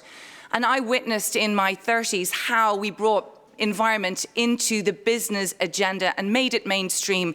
And you can see how movements can be created and behaviours can be changed. And I don't understand why we haven't been able to do that for disability. And so we created #Valuable. And #Valuable is a call to action to business leaders for business to see the value of people with disabilities and their families and position it equally on the global business leadership agenda. And looking at supply chain, to Carla's point of view, it's supply chain, it's not just about employment because it's so interlinked. The underpinning principles with this is we cannot actually have inclusive business if we do not have leadership commitment. We do not believe disability is a CSR issue. It is a strategic driver. It's an opportunity around brand. It's an opportunity around talent acquisition, retention. It's an opportunity for new market. It should not just be held in the hands only of HR and chief diversity officers. We need to bring in the CMOs. These are the people, the creatives who market to us. Why are they not at the table? Valuable does not believe in the categorization of the diversity and inclusion agenda, where we pitch LGBTQ against disability, against gender. Why do we do that? Why are we so obsessed with the labels and identities and not looking at collective humanity? What we would love to see with #Valuable is a universally inclusive corporate cultures. But to achieve that, we have to make sure that disability gets its day. We can no longer get on the phone and hear, we don't do disability this year, or this is not our focus. And we know this happens. You guys don't, but this is what's happening because of a finite set of resources. We also believe in valuable. There is brilliant examples of work being done, and so many of you are the ones here. But what would it be like if we collectively brought ourselves together and we're not competing against each other under a label that raised the tide for everyone? To look at the best practice and leaders and examples so that nobody can ignore the 1 billion people of us who have a disability. So #Valuable was launched in Colombia, of all countries. Everybody thought we were crazy, but why not Colombia? In 2017, on the stage of One Young World in October of last year, we looked at how we could transfer this ambition to make business put disability on its global leadership agenda, using the most powerful brands, leaders, and platforms in the world. We've seen what Sheryl Sandberg did when she leaned in. It's not like we didn't see gender before now, but when a woman with that profile, with the brand like Facebook, on a platform like the TED Talks, did that, change happened. So using the experience of the Green Movement and what we saw with Lean In, our call to action from the stage of One Young World was, we want to find 5 Sheryl Sandbergs and Paul Pomans, 20 next generation leaders who experience disability and working in the corporate world, to go from the biggest platforms, interdisciplinary platforms in the world, and put disability on the main agenda, Davos mainly, and then invite 500 global companies to put disability on their board agenda and make leadership accountable action in the year of 2019. The reason that we've heard Paul Poman's name twice today is because Paul Poman was one of 12 leaders who stood on that stage in One Young World, but he was the only leader that stayed after One Young World. I have just come away on Saturday from the main stage of One Young World, which is like the Junior Davos. In 9 months with absolutely no money and an awful lot of bold disruption, I am delighted to announce, and I've just read an email before I got on the stage here today, the announcement that we made at One Young World is, we have Paul Poman, we have Mark Weinberger of EY, we have Richard Branson, he needs no introduction, we have Janet Riccio of the Omnicom Group, and we have several more who I just can't give those names.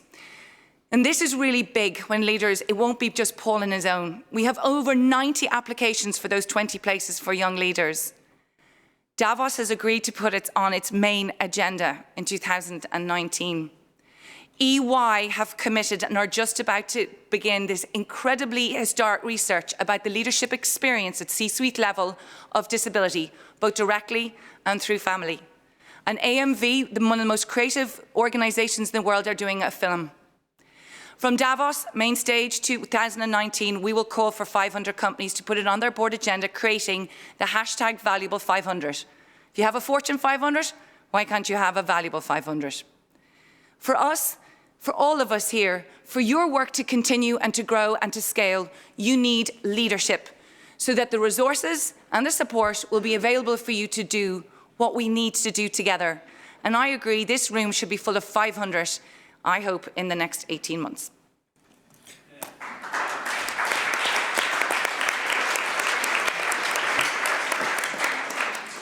I think we can all feel your passion. I wouldn't dare to imagine if you are not allergic right now, how it would be. I'm probably high on this cough bottle. So, one quick question, if you don't mind. What do you see as critical to advance disability business inclusion, or maybe what is the greatest obstacle for you? For me, I think one of the things that one of the pieces that I feel is the most exciting as being in this room is about collaboration. Another announcement that we made on Saturday is the Business Disability Forum are one of our expert partners, and I hope I'll be able to say the ILO will be too, with the Marketing Society. The biggest opportunity for us is for collective action, and not this fragmented approach that exists, but within the disability community and within the disability business inclusion community. I believe if we were to bring ourselves together collectively and to share and to support each other, nobody can ignore us because our voice would be too loud. But when we separate ourselves against each other with separate initiatives, then the message is diluted and people just get exhausted trying to work it out. But the second piece for me, that is the greatest obstacle and opportunity, leadership, leadership, leadership, using our heads and our hearts.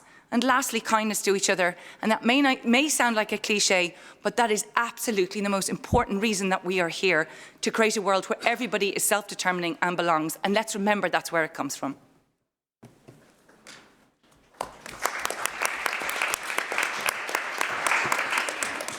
And now to the audience. Do you have any questions to our great speakers of the day? We have one question from Neil. It's for Carla, and we're signed up to GRI, and I'm interested in at what point do the questions around accessibility become mandatory considerations, like the sustainability questions that we're already answering about the ecological side of our sustainability and corporate social responsibility initiatives, because it's only when they become mandatory questions and we're forcing people to answer them that we're looking inside our organizations and actually starting to take action. Because if it's still voluntary, then only the few will do it, and I want to see it propagate. Yes, thank you for your question and also for your collaboration in the GRI publication.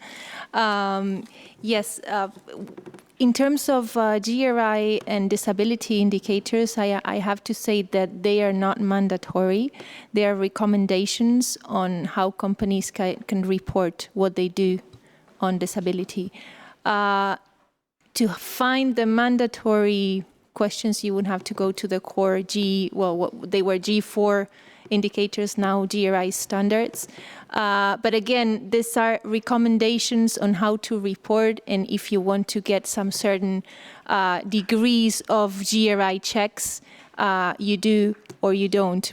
It's not law, GRI is not law, it's just recommendations. I think they have done a great job regarding disability, moving the topic in the core, let's say, environment of reporting with this guide of 2015 and now this revisioned guide that we are launching soon. Thank you. Can I just comment that I think that actually inaccessibility is an externality. It is like pollution. So the people that are causing the problem aren't the people that pay for the fixing of the problem, and therefore we really ought to be tying it together and making that connection and addressing it in similar ways to the way that we are with the way that we're addressing problems with the environment.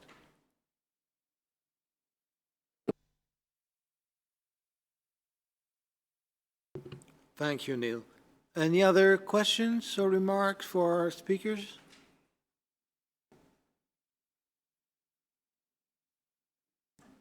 Anybody wants to sing a song or something? We could dance.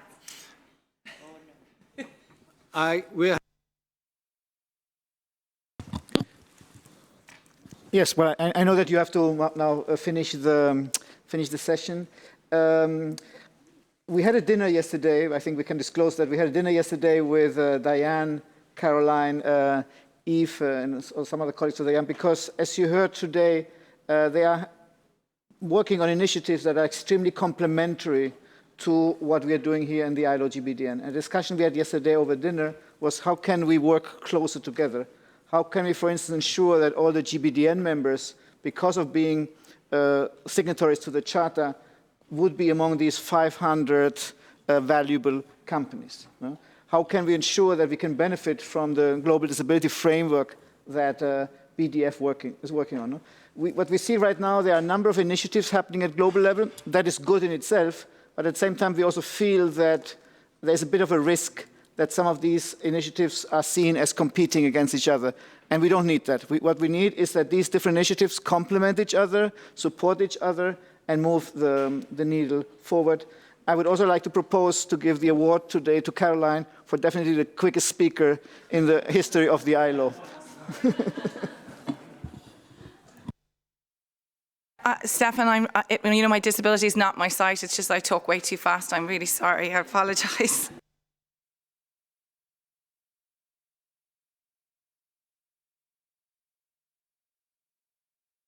All right, so let me thank our speaker today on your behalf, and we'll next session.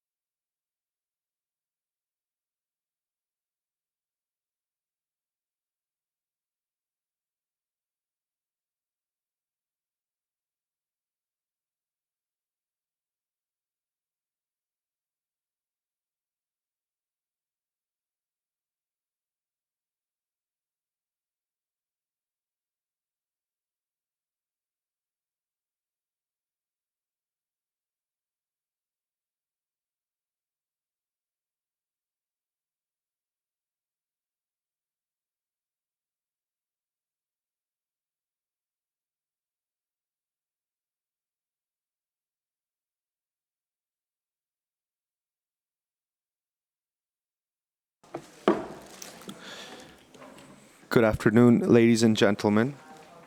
Right now, we'll have a panel discussion on disability inclusion in global supply chains. My name is Murtaza Rafi Khan. I'm from the Bangladesh Business and Disability Network. I'm particularly excited about this session, given the fact that, of course, us in Bangladesh, we are part strongly of the global supply chain, particularly as it pertains to, as you may be aware, the garments industry. The leather industry is really growing. And I would just like to share with you our experience in the most inclusive sector, which is indeed ready-made garments. Around 2006 or so, Marks and Spencer's, which you may be familiar with from the UK, took on the task of sensitizing and motivating their local companies in Bangladesh, their supply chain partners in Bangladesh, to look at disability inclusion. And I can tell you that about 70 factories became inclusive thanks to this one initiative, and over 1,600 people with disabilities were employed. Just to give you an idea of the kind of impact commitment to inclusion in the global supply chain can have. So to begin with, we have our colleagues from L'Oreal, who will be talking about Solidarity Sourcing Program. A little bit about our speakers. Axelle Hallu has been working at L'Oreal for 17 years in various sourcing, business, and category teams. After spending a few years in Africa, she has gained a sensitivity to sustainable development and a strong determination to be part of those who lead the positive change to transform our world. For her, combining financial and extra-financial performance is the key to sustainable business. The Solidarity Sourcing Program is the L'Oreal worldwide sourcing program for social inclusion. She's leading at the heart of the L'Oreal sourcing strategy, and it is fully embedded in the supplier relationship management and business decisions. It also fuels a sense of purpose and positive impact. She's also joined with Leticia Novak, who is also very passionate about all people related to topics and convinced that diversity and inclusion is a true added value for all companies today. From her early career days as a researcher until her current position, she's been specialized in project management of various people related to CSR topics, training and development, and communications. Over to the L'Oreal team. Hello to you all. It's a great pleasure for us to be here. I thank Stefan and Jürgen for the invitation. I will be giving you guys a quick introduction about diversity and inclusion for L'Oreal, and I'll be handed over to my colleague Axelle, which is actually the focus here is about the supply chain. So just for you to understand that for L'Oreal, diversity and inclusion is a very important topic, and it's embedded in our culture and our way of working for over 25 years. Actually, we started actually with the engagement of our top senior management. We have now our CEO, Jean-Paul Agon, who is fully on board with all our D&I topics, not only disability, but also on gender, on socioeconomic, and LGBTQ, and other topics that our markets come to work on. It's also embedded in our mission, which is beauty for all. So we need to understand that beauty for all needs truly to be for all. So we are not only about talking about making the right products for the right people, but also creating the very important and inclusive workplace for all of our people that works for us. A quick timeline. I know that this can be a little bit short and a little bit too small for everyone to read, but that's why we are here to talk a little bit about our main focus and the key points that we have addressed so far. Diversity and inclusion for L'Oreal actually started with the topic of disability in the early 90s. That was in 1993 in France, okay? Then we've moved it on to creating actually the first Chief Diversity Officer in the US. We have signed the Diversity Charter in France. Of course, we have a lot of achievements, but we wanted to highlight actually the disability highlights for you. We've also, of course, signed the GBTN Charter, so we are proudly a member of the GBTN. And actually, two highlights that I would like to talk to you quickly. One is about Disability Initiative Trophy that we have created since 2008 inside our teams, and that is now has evolved to the Disability Awards. What is the Disability Awards? Actually, this is an internal competition that every 2 years, every other year, countries send their projects to the international teams, and then we create this internal competition to motivate, to inspire. This year, we're celebrating the 10th edition of this awards. That is truly international. We have all of markets participating on this competition with various topics regarding disability, not only about employees and recruitment, but also about brands, about supply chain. So we are very proud to be celebrating this 10th anniversary. And this year, we've also collected a best practice coming from these awards, which is actually the Break the Silence campaign.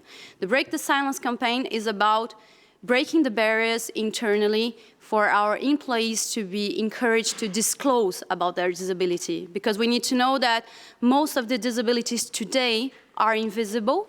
And for us, it's a key priority actually to create this inclusive environment where our people can come to us, can come to our HR managers, can come to their managers and social workers in L'Oréal and tell them that they have a disability and that sometimes they need to be assisted. So this is all about the Break the Silence campaign that came across a US initiative in 2016, and it's, as of this year, is being rolled out in France, and for next year, we're planning to roll out in all of our markets. And with this in mind, now I will hand it over to Axelle, which will tell you more about our supply chain and the commitments that we have. I don't understand what happens. Where's the presentation? There we go. Okay, so in the continuity of what we've been doing internally with human resources, I'm very happy to share with you today what we do with suppliers. We consider our suppliers are the extended company. Shall I try? No, it goes. The Solidarity Sourcing Program is the L'Oréal Sourcing Program for Social Inclusion. It is embedded in the L'Oréal Sustainable Sourcing Policy, which is based on 3 pillars: protect, empower, and impact positively.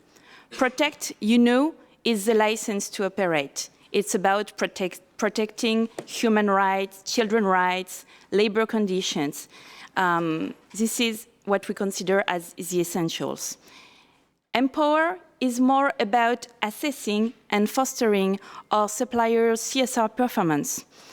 And impact positively, and this is where Solidarity Sourcing stands, is about embedding social inclusion within the sourcing strategy to create a positive impact for our ecosystem and all the communities involved in the production of the goods and services we buy.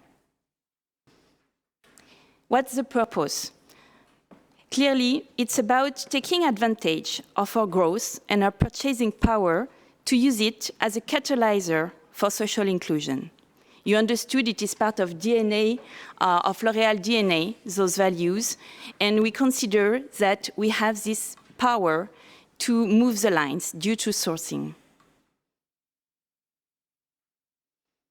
Of course, it responds to the call to universal action of the United Nations, because solidarity sourcing is about giving access to work to the underprivileged communities.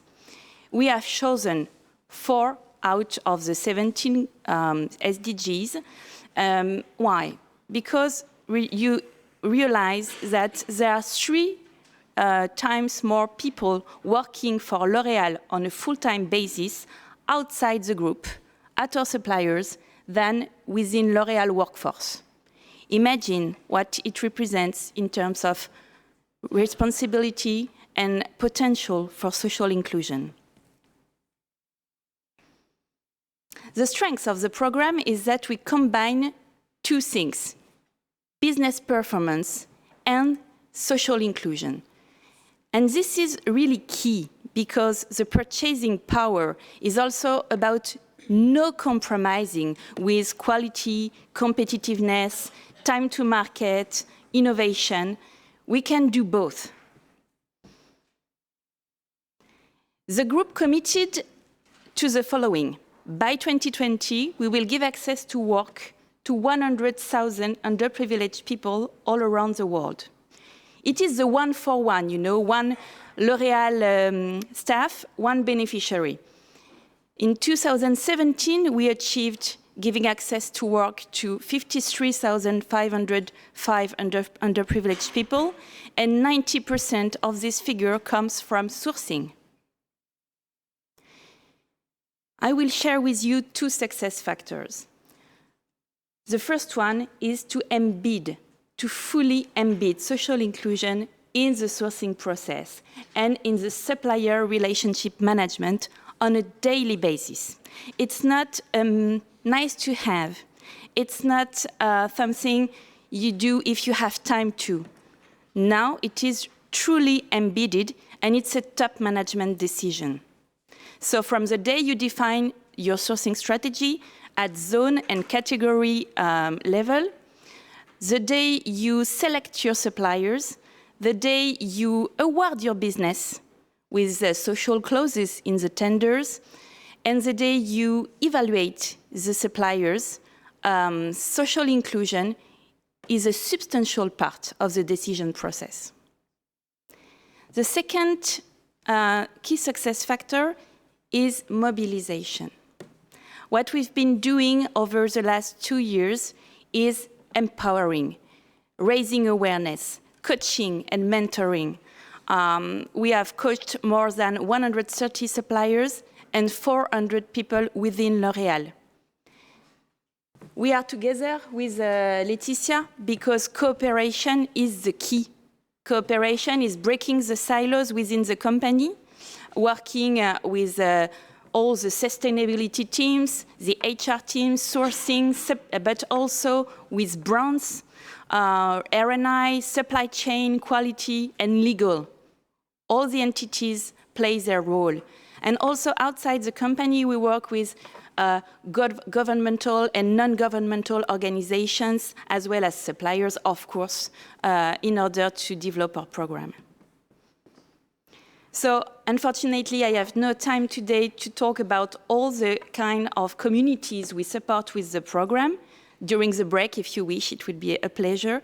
Maybe we can go to the next slide. You understood that it is something driven by our top management, and people with disabilities is a top priority for us. You can see the figures. I can say that we are proud of it because, as you see, it's a global commitment, and we have many people within the group working on that. We have multiplied by 1.5 the number of people with disabilities working full-time for L'Oréal, both internally and externally due to our suppliers. You can see here, I share with you our results, community by community. People with disabilities is the second community we support. The first one are fair trade small farmers. I have no time to talk about it today, but as it's a labor-intensive activity to produce the raw materials we use for our formulas, it is the first level of inclusion. When we look at the beneficiaries for people with disabilities, we are talking about 25 countries, almost 80 suppliers, 56 buyers, and 83 projects all around the world. I wanted to share with you the fact that 75% of those people with disabilities work within disabled inclusion companies. Mainly we buy directly from them, but we also encourage strongly our ordinary suppliers to use this kind of company as tier 2 or tier N suppliers.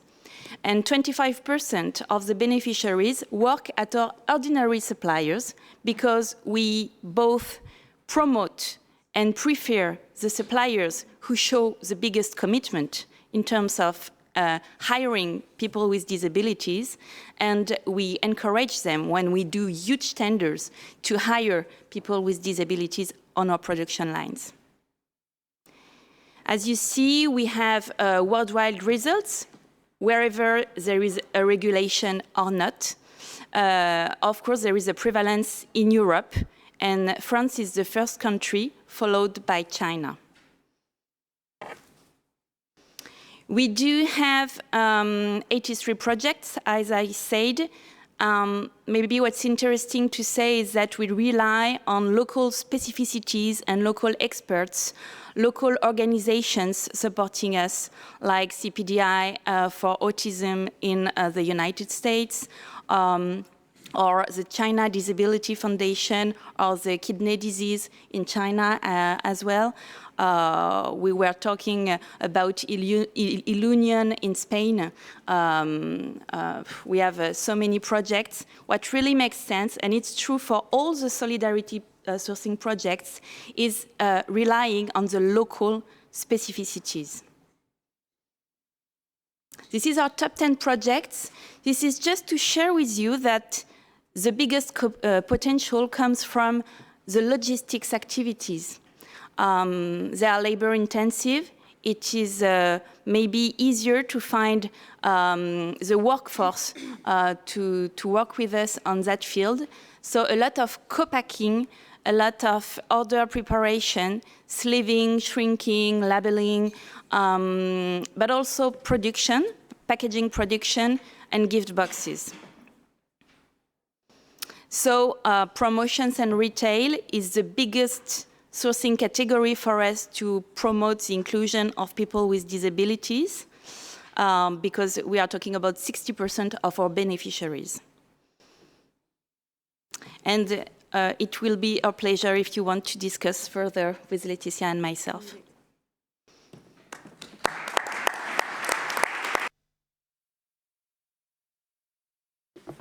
Thank you so much. That was such a wonderful example to see how your global commitment is flowing out to a local level. I just had a quick question before our next speaker. What has been sort of the most, effective engagements and supports you've gotten from external organizations? I know as part of your mobilization, you work with NGOs, disability organizations. What has worked well in those partnerships? I think that on the supplier side, what I mentioned regarding China last year was a great achievement. Our teams, our sustainability teams, worked with a foundation specialized in kidney disease, in chronic kidney disease, realizing that it was very difficult for people with such a disability to have a job, having their treatment, because, you know, it's, I don't know, dialysis, how you say, dialysis is quite something difficult to work with. And what we did at L'Oréal is talking with this association that really makes sense where we operate and introducing them to our suppliers in order to promote the fact we want to work with this kind of people and include them in our supply chain. So this is an example, but I think it is representative of what we did. Perfect. Thank you so much. Up next, we have a presentation from SAP Ariba on the topic of driving diversity and inclusion in your company and in global supply chains, from Gretchen Eischen, who is Vice President of Corporate Marketing for SAP Ariba and is currently based in Pittsburgh, Pennsylvania. In this role, Gretchen acts as executive sponsor for SAP Ariba's work with the United Nations Global Compact's Decent Work in Global Supply Chains Action Platform. Gretchen's passionate support for diversity and inclusion programming ranges from roles as university resident advisor, corporate trainer, program coordinator, and manager. Over the past 3 years at SAP Ariba, Gretchen has led programming for internal workshops and broad-scale programs at customer events around the globe focused on gender equality, disability inclusion, and unconscious bias. Gretchen holds a BA in French and International Politics, Peace and Diplomacy from Wright State University in Dayton, Ohio. Over to you, Gretchen. Thank you so much. Hi, everyone.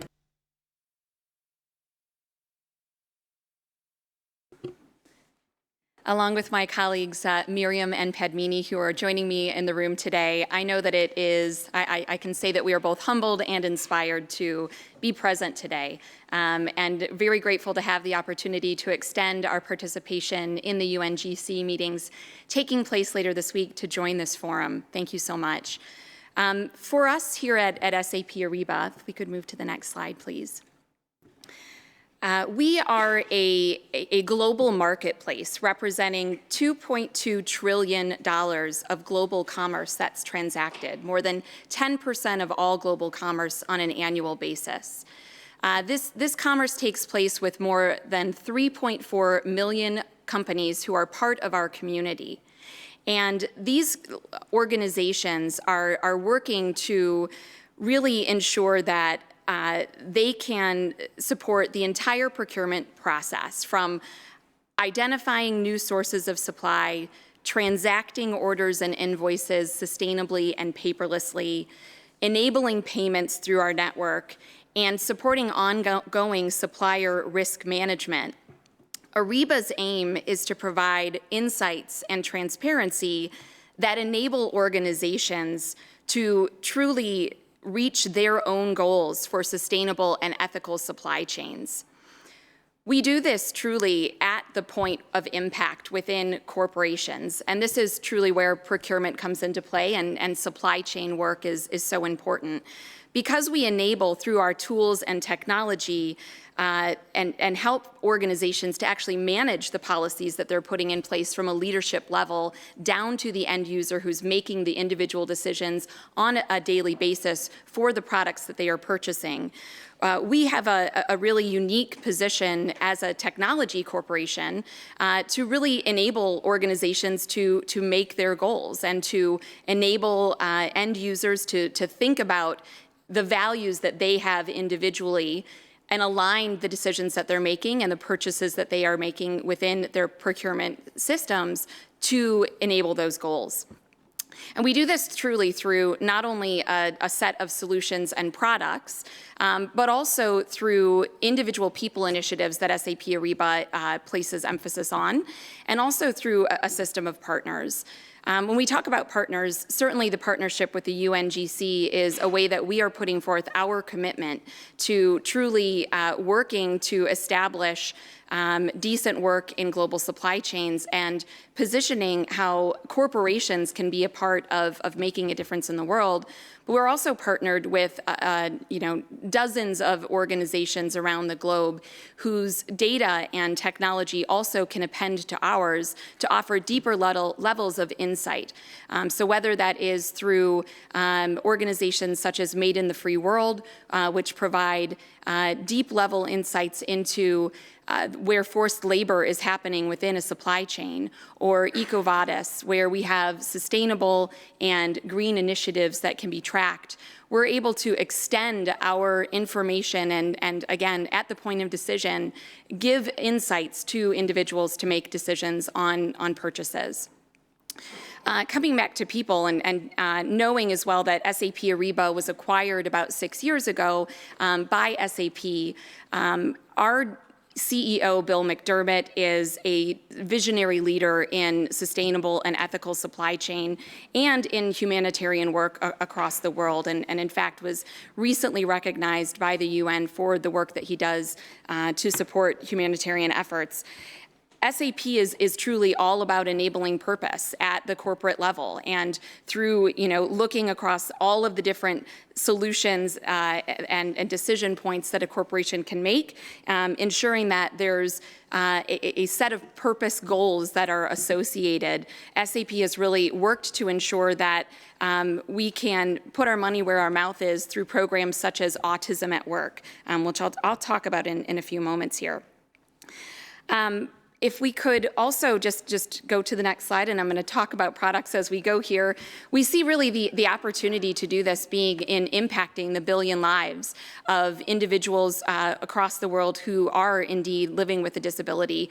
I have on the slide here 8 to 12%. I noticed in the baseline guide that we have on our desks that the UN is actually noting that it's 15% of the global workforce that is impacted and living with a disability today. And what an incredible opportunity that gives to corporations to really offer the opportunity to include people with disabilities in their workforce. This can equate to a 1.7% economic growth increase, according to statistics in the UK, which is more than $64 billion annually. And knowing that, governments are taking strides to ensure that we are reserving individual opportunities for people with disabilities to work, companies also have to step up and take notice. And this is really where Ariba's technology and tools can step in to make a difference.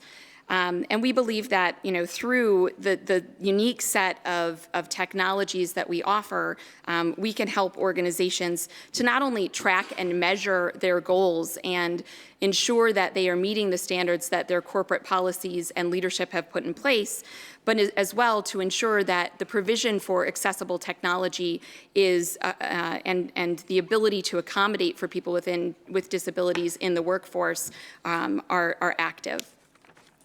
If we could go to the next slide, please. So noting again that it takes both people and technology to truly drive this change, where SAP Ariba has really focused from a people perspective internally is number one, as I mentioned, on our programs relating to autism at work.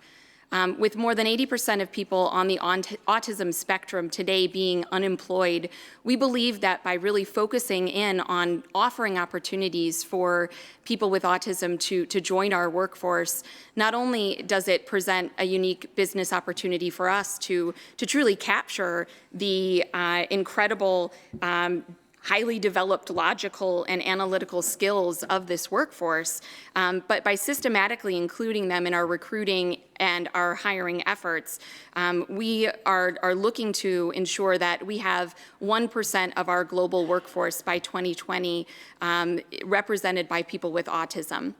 To date, we have about 140 people globally across 12 different countries and have, again, a very committed effort across our organization to continue to ensure that we can bring specialized support for individuals with autism, not only in ensuring that they're part of our recruiting process, but ensuring that they are integrated into our workforce positively and that we provide many different opportunities for retention of these individuals as well. Mentioning just a couple of other people-related initiatives, SAP Ariba and SAP both have very strong diversity and inclusion programs. Mentioning SAP Ariba's diversity and inclusion program specifically, in 2018, we host a series of signature events in which we have more than 1,000 people globally participating, discussing the procurement process and our technologies and different new initiatives around procurement.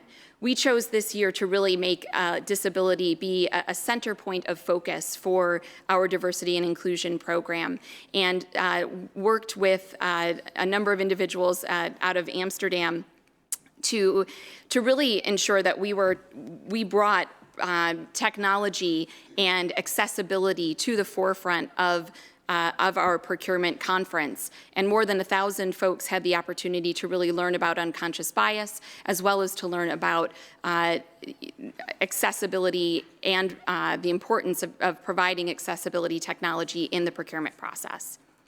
Next slide. So just to talk a little bit about how SAP Ariba's technology can ensure that individual companies' procurement processes are put into place. We offer a host of different technologies. However, I want to focus on two specifically. The first actually is our SAP Ariba Discovery Tool. This is a powerful matching engine that allows for organizations who have programs related to diversity, whether that be women and minority-owned businesses, whether it be organizations that are looking to really make sure that they are including individuals with disabilities. We can ensure that companies can match with vendors that provide the types of not only skills, products in the locations that they're looking for, but also who align to their values.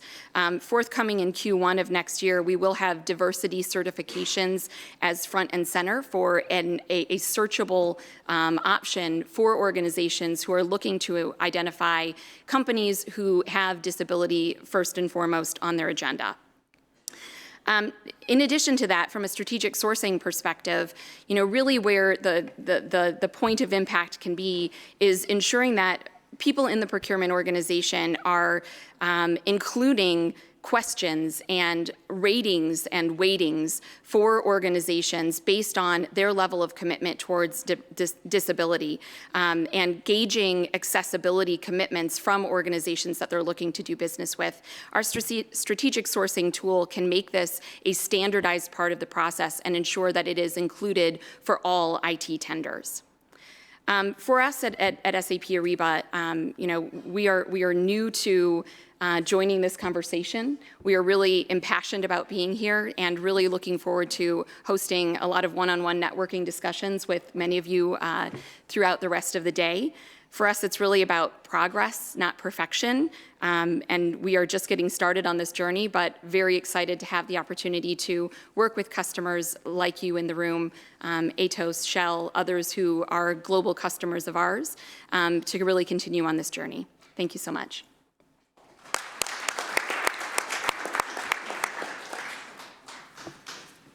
Thank you, Gretchen. Again, another great example of how you're including people with disabilities throughout your supply chain and really focusing on the procurement policies. I can see.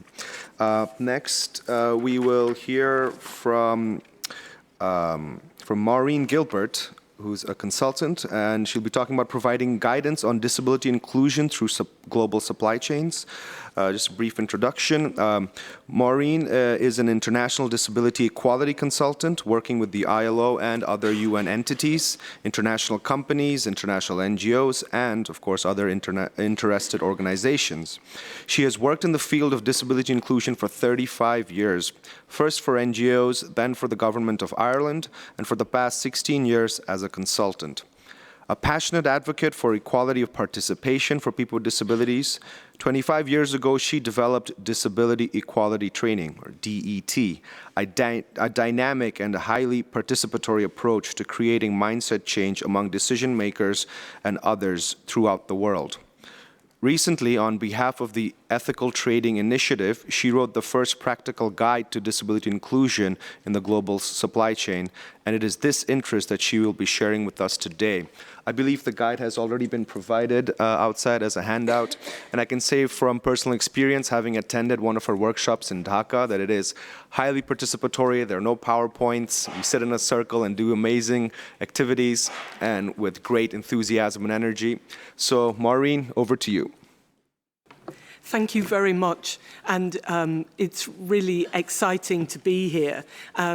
I feel somewhat overwhelmed by the global reach of the companies in the room when I'm just one little person chugging away at my thing, you know. So I feel like I'm playing with the big boys and girls at the moment.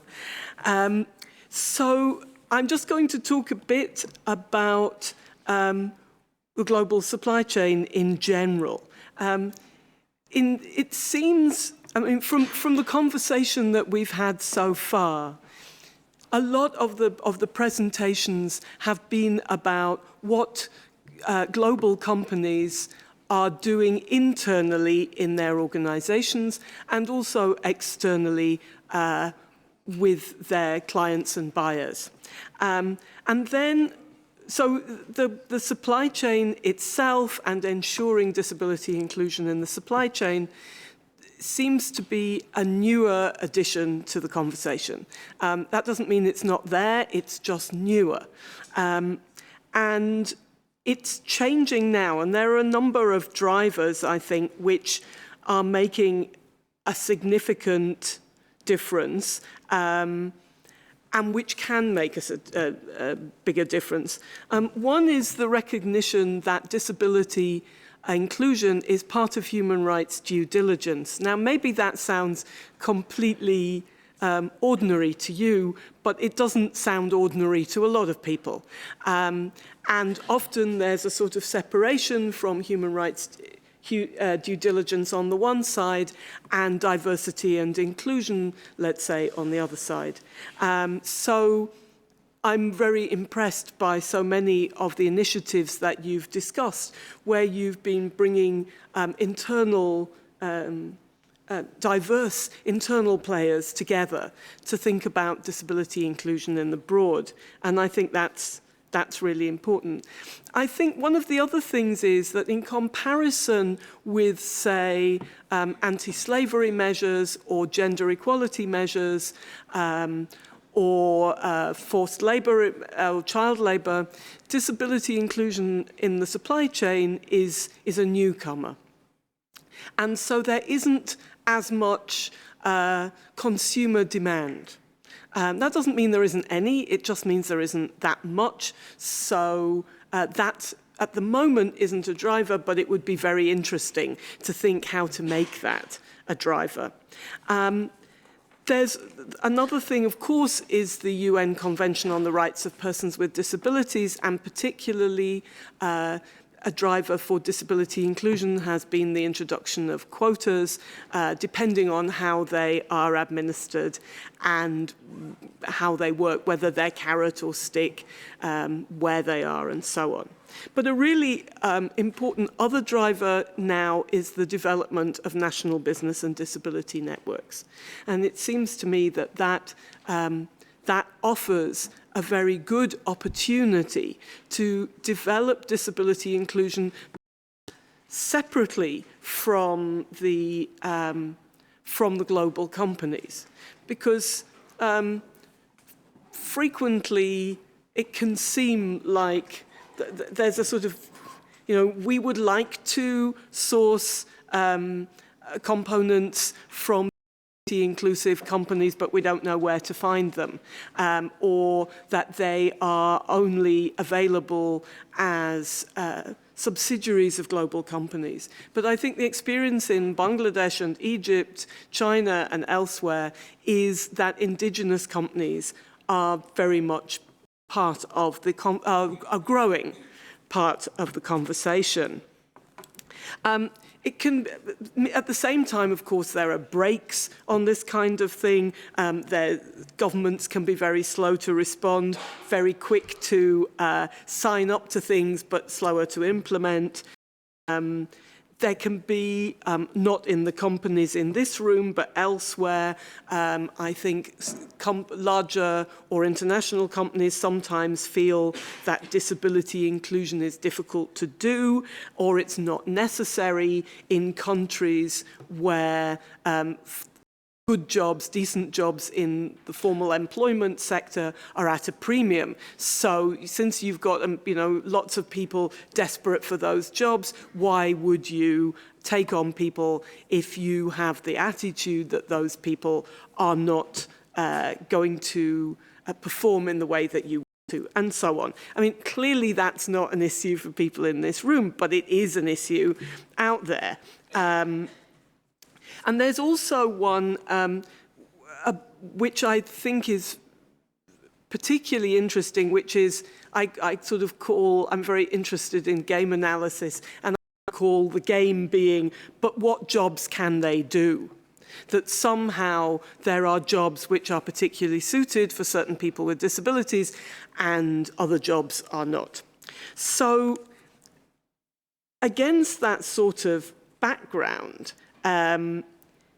it seems to me that there are real opportunities here, as we've heard from other speakers, for the private sector to show leadership, particularly in those countries, perhaps low-income countries, where they are sourcing a lot of their components.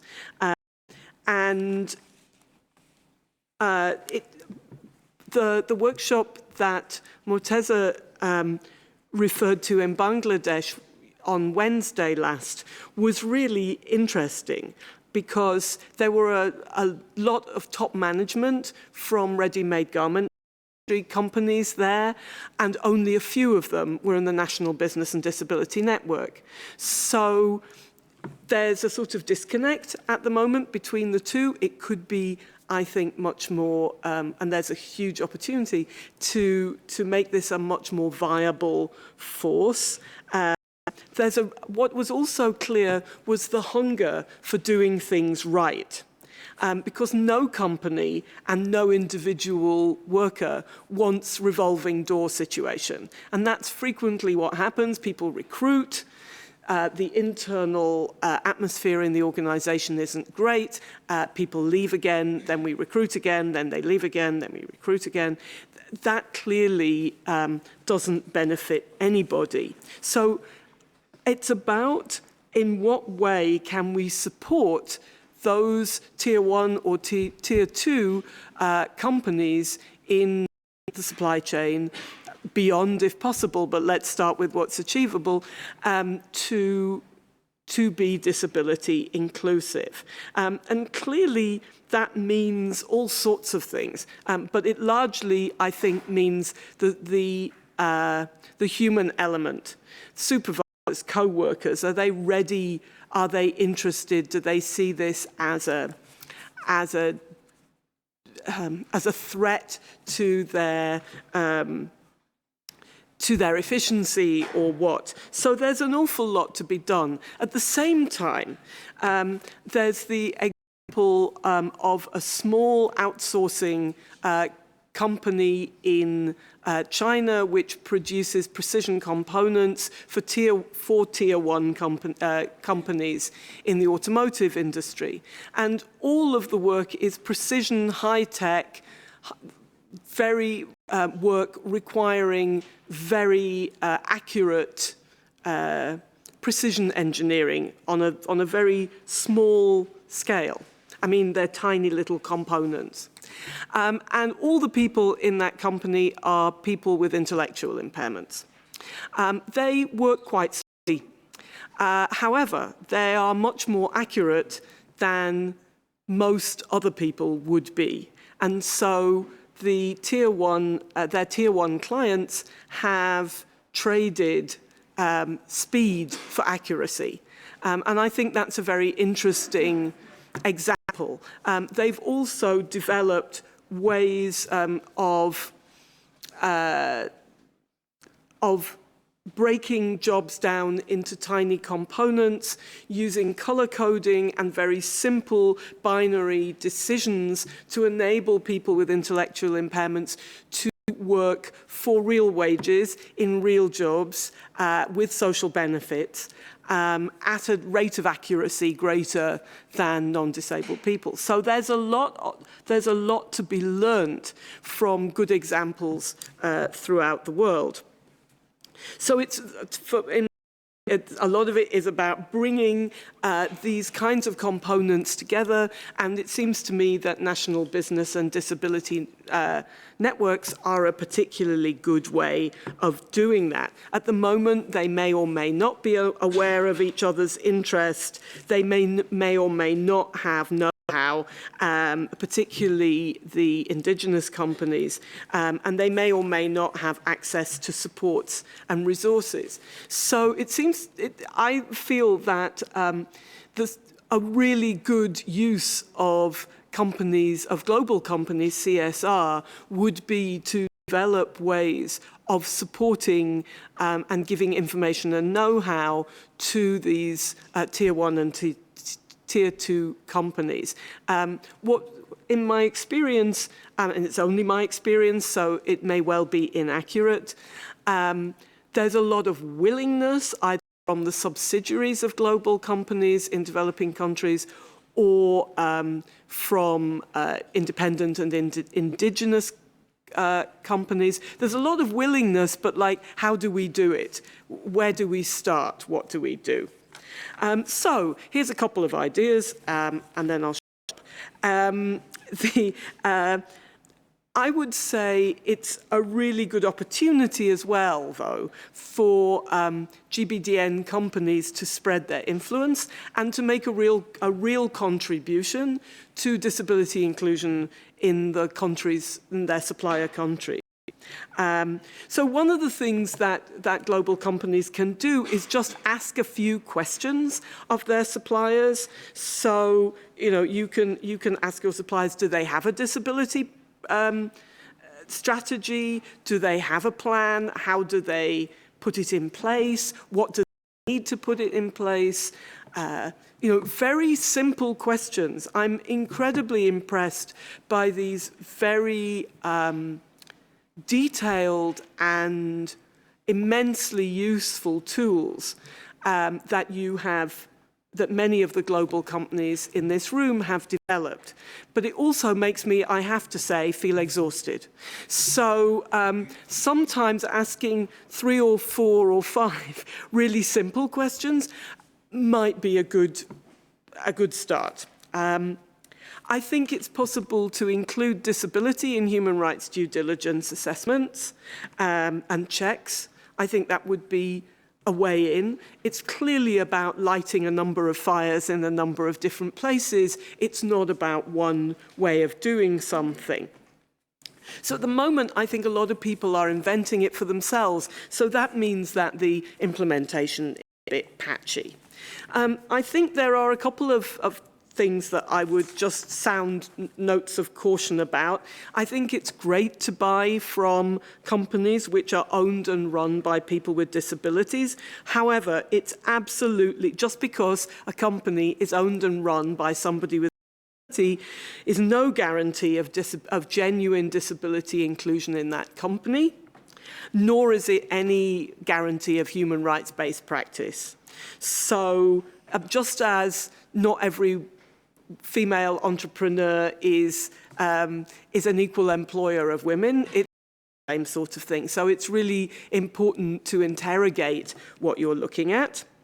And then also, I would be a little bit cautious about companies which only employ people with disabilities. Some, like the one I mentioned in China, are completely legitimate, pay good wages, social benefits, and so on. Others are still following on a segregated employment theme, and it may be that the workers, for example, can't join trade unions, or they may not get the right kind of wages, they may not have rights. So again, just because a company is owned or operated by people with disabilities or employs majority people with disabilities, I think you have to push it a little bit further than that. So push it is what DFID did for their Global Disability Summit in July, which we've already heard of. They persuaded very persuasively one of their beneficiaries, the Ethical Trading Initiative, based in the UK, to produce guidance on disability inclusion in the global supply chain. The Ethical Trading Initiative is a broad alliance of companies, trade unions, and NGOs, and it focuses on ensuring human rights-based practice and that workers don't experience exploitation or discrimination. So it was very interesting for ETI to do this piece of work, because normally they're telling people how to avoid discrimination or how to avoid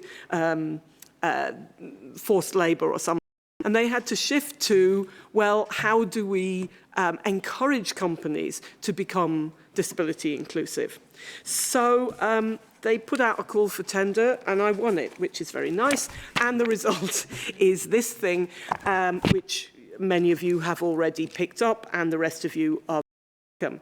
And the aim of this is to be straightforward, simple, entry level. Many of you, I'm sure, have children, and at a certain point in your children's lives, you went out and bought books for them called things like My First Book of Farm Animals, or My First Book of the Zoo, or something like that. Well, this is My First Book of Disability Inclusion in the Global Supply Chain. It's an entry-level, simply written, very straightforward, anybody can understand it, of a thing. It's meant as a stimulus. If you follow this, will you be disability inclusive in your global supply chain? Well, you'll be on the way. You'll have started. It's not the whole answer, but it's the beginning of the conversation. And it was written specifically, easy to understand so that people would read it, both in global companies and in tier 1 and tier 2 companies. So that's what it is. And it seems to me that we really need this multilateral, multi-layered kind of approach. The really sophisticated online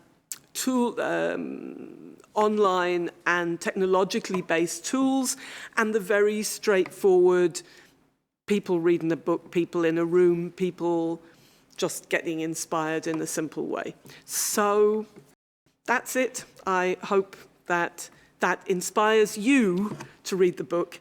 It's also online, obviously, and to distribute it and use it with your tier 1 and tier 2 supply chain. Thank you.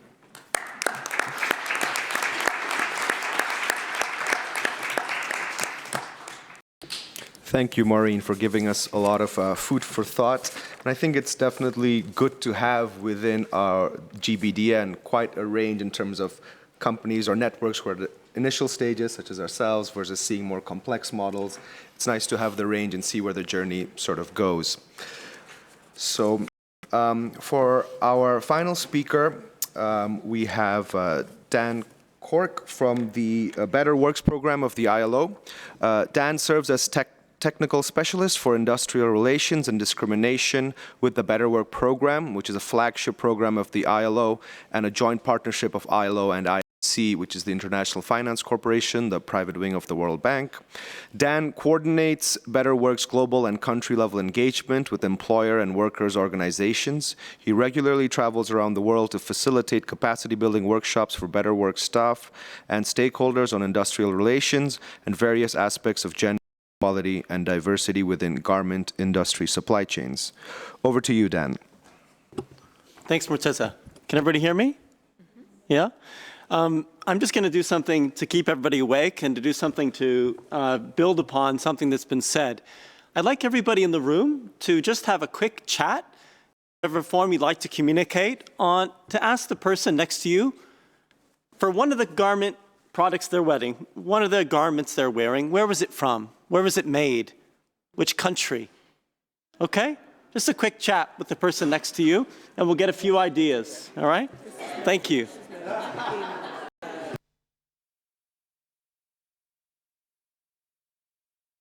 And people following us on Twitter can do the same.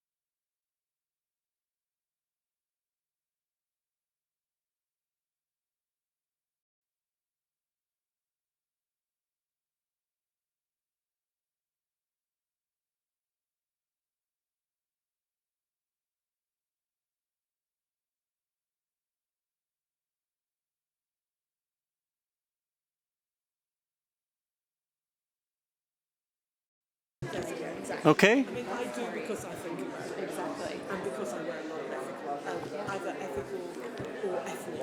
Yes. So I'm very... Okay, thank you. I love it. Yeah. Thank you. The room really began quite active. Thank you for that. Thank you, Chair. Thank you, and everyone, for indulging me in that short exercise. Now we'd like to hear just a few of the countries, just the country name from a few of you in the group. Yeah? The country where it was made, one of your items of clothing. What did you learn? China. China, where else? I heard Bangladesh, Turkey, Bulgaria, Romania, Madagascar, Italy, India. Okay, India, China, Madagascar, then. Madagascar. Wow. En France aussi. Okay. Okay. How many China? How many China do we have? Large number? Significant number? Good to know we have disability initiatives in China already. What about Bangladesh? How many said Bangladesh? About 10 people. Number one in the global garment industry is China. Number 2 is Bangladesh. So that's good to know that we have disability advocates among those in the room, among those you're purchasing your clothing. I just wonder how many of us focused on disability inclusion are thinking about disability when we pick out the garments we wear. I just wonder, because often, the global garment industry, the Better Work program, is the result of anti-sweatshop initiatives, right? Over many, many years, looking at where is our clothing made? Are there worker rights violations in the countries and the companies where our clothing is made? Is there child labor? Is there forced labor? And I would encourage us to think about, as consumers, first of all, before we're business leaders or human rights activists, what about our clothing? What about those countries where our clothing is made? Maybe there's something to be said for us taking a closer look at the conditions in which those workers are working. Do those workers have worker rights as persons with disability? We focused a lot today, I heard from the discussion today a lot as business owners about physical accessibility, which is important.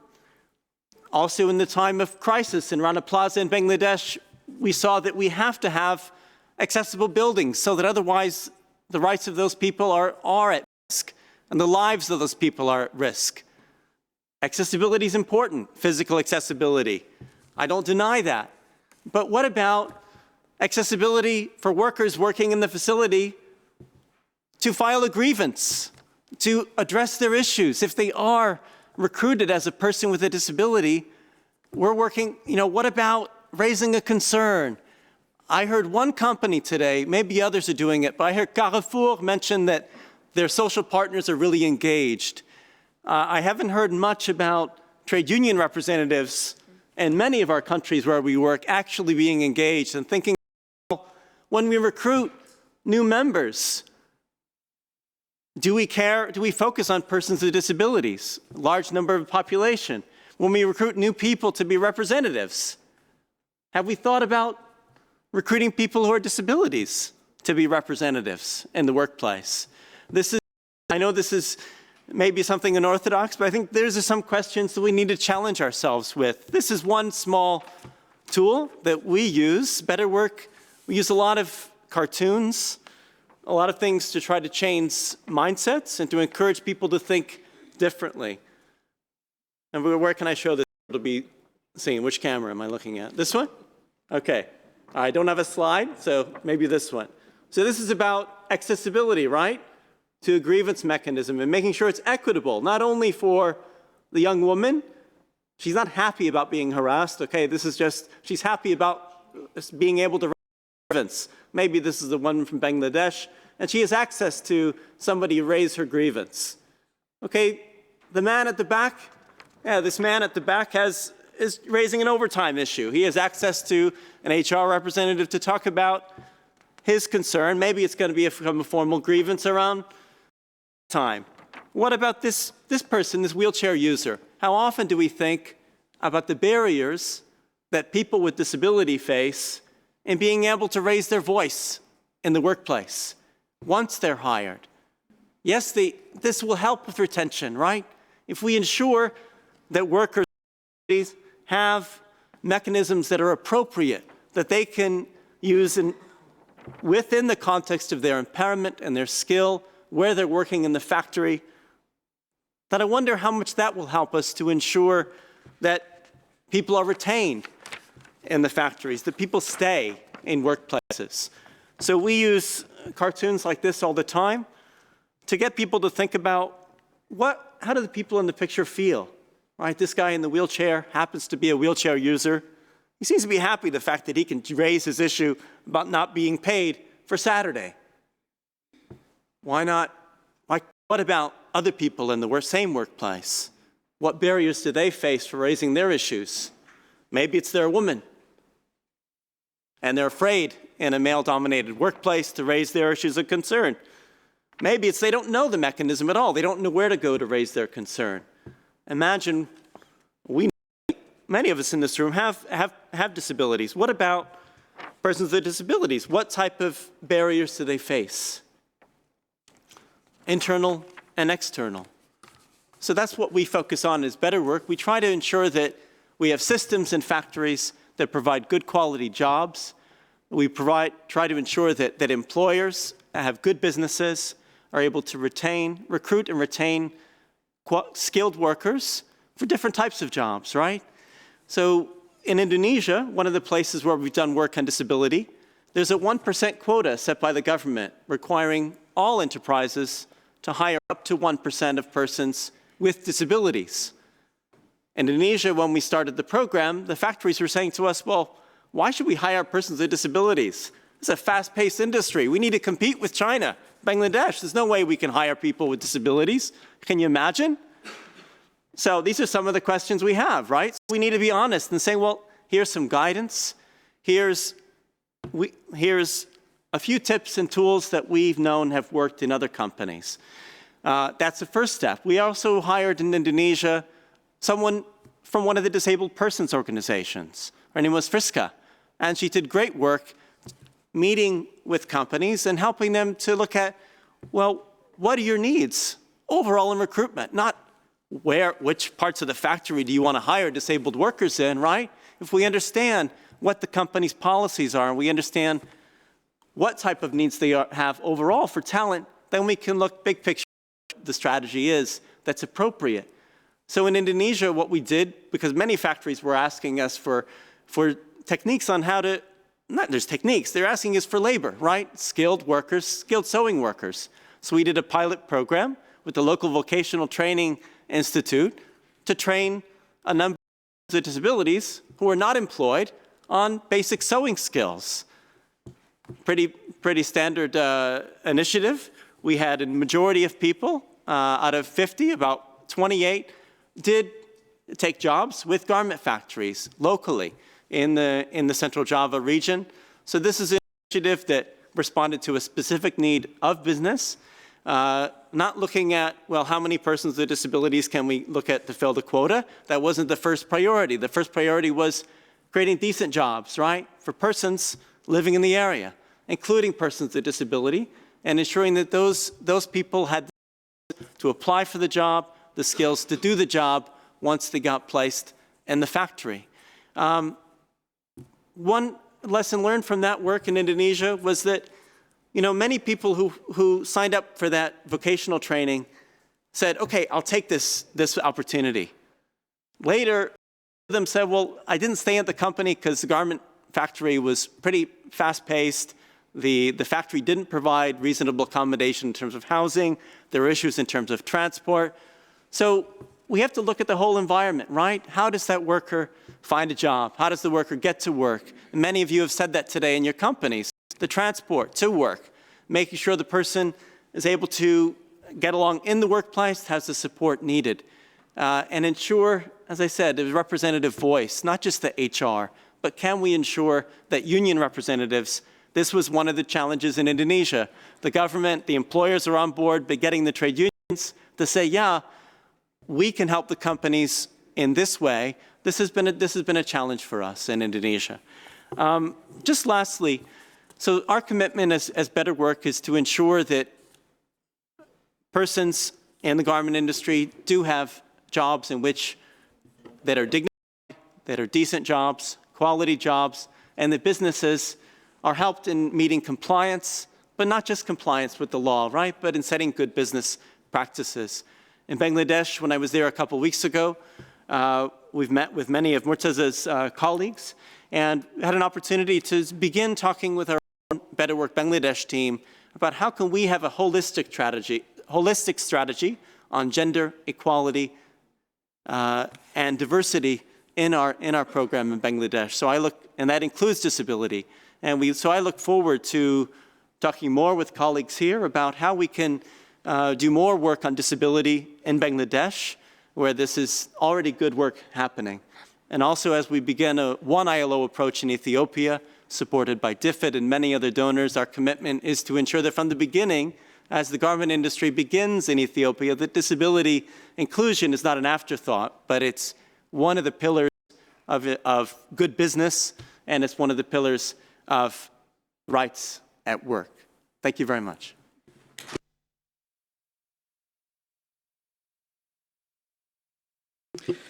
Murtaza, if I can come in. I think the panel is done. I would ask you to stay there. We just do the closing session very quick. I think we're all tired. We all want to have a coffee. There's a coffee waiting outside.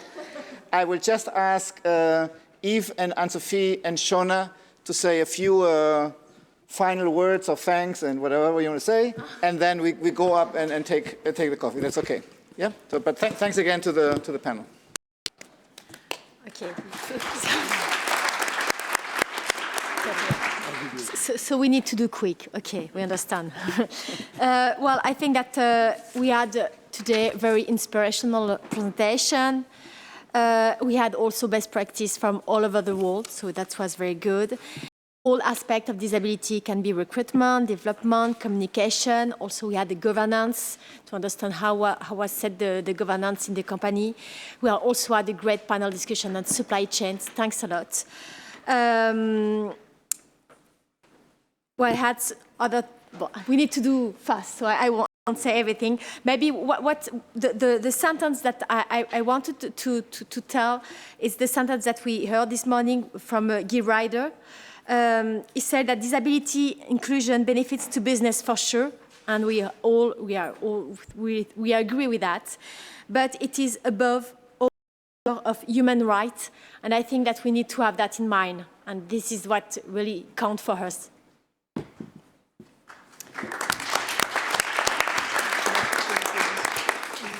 Okay, so I guess it's my turn. I'm going to be even shorter than Anne-Sophie.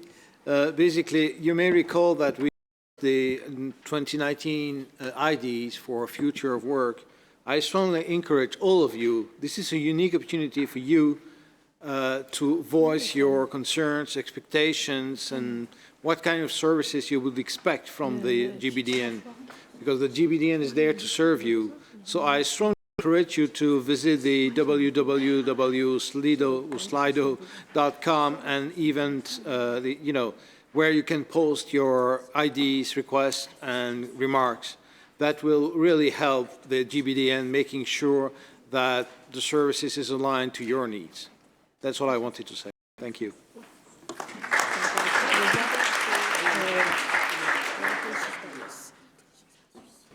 Stefan, we go for the coffee break? Have, a last word here. Let me thank Anne-Sophie and Yves for steering the Global Business and Disability Network this year and for steering this meeting so capably.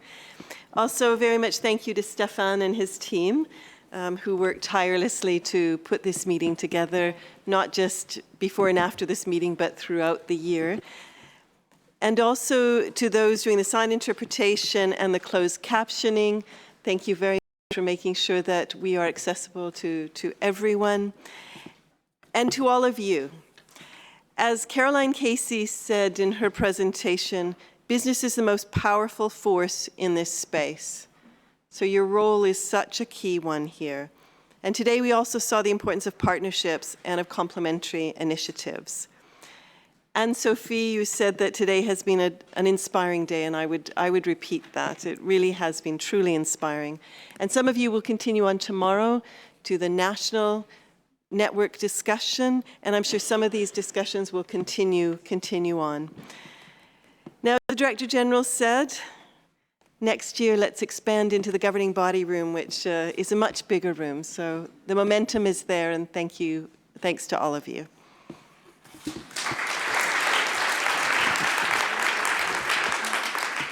So coffee is where it was this morning. You have an application form in your folder. If you can spend 1 minute just to give us a bit of feedback, that would be much appreciated. Those of you who are leaving today, please, on your way out, leave us your badges. There will be a box next to security. Just drop it in the box. Those of you coming tomorrow, to make your life more complicated, tomorrow we are meeting in a different room. So it's not on this floor, it's one floor down, room 11. We'll be there to help you find the room, don't worry. Thanks a lot.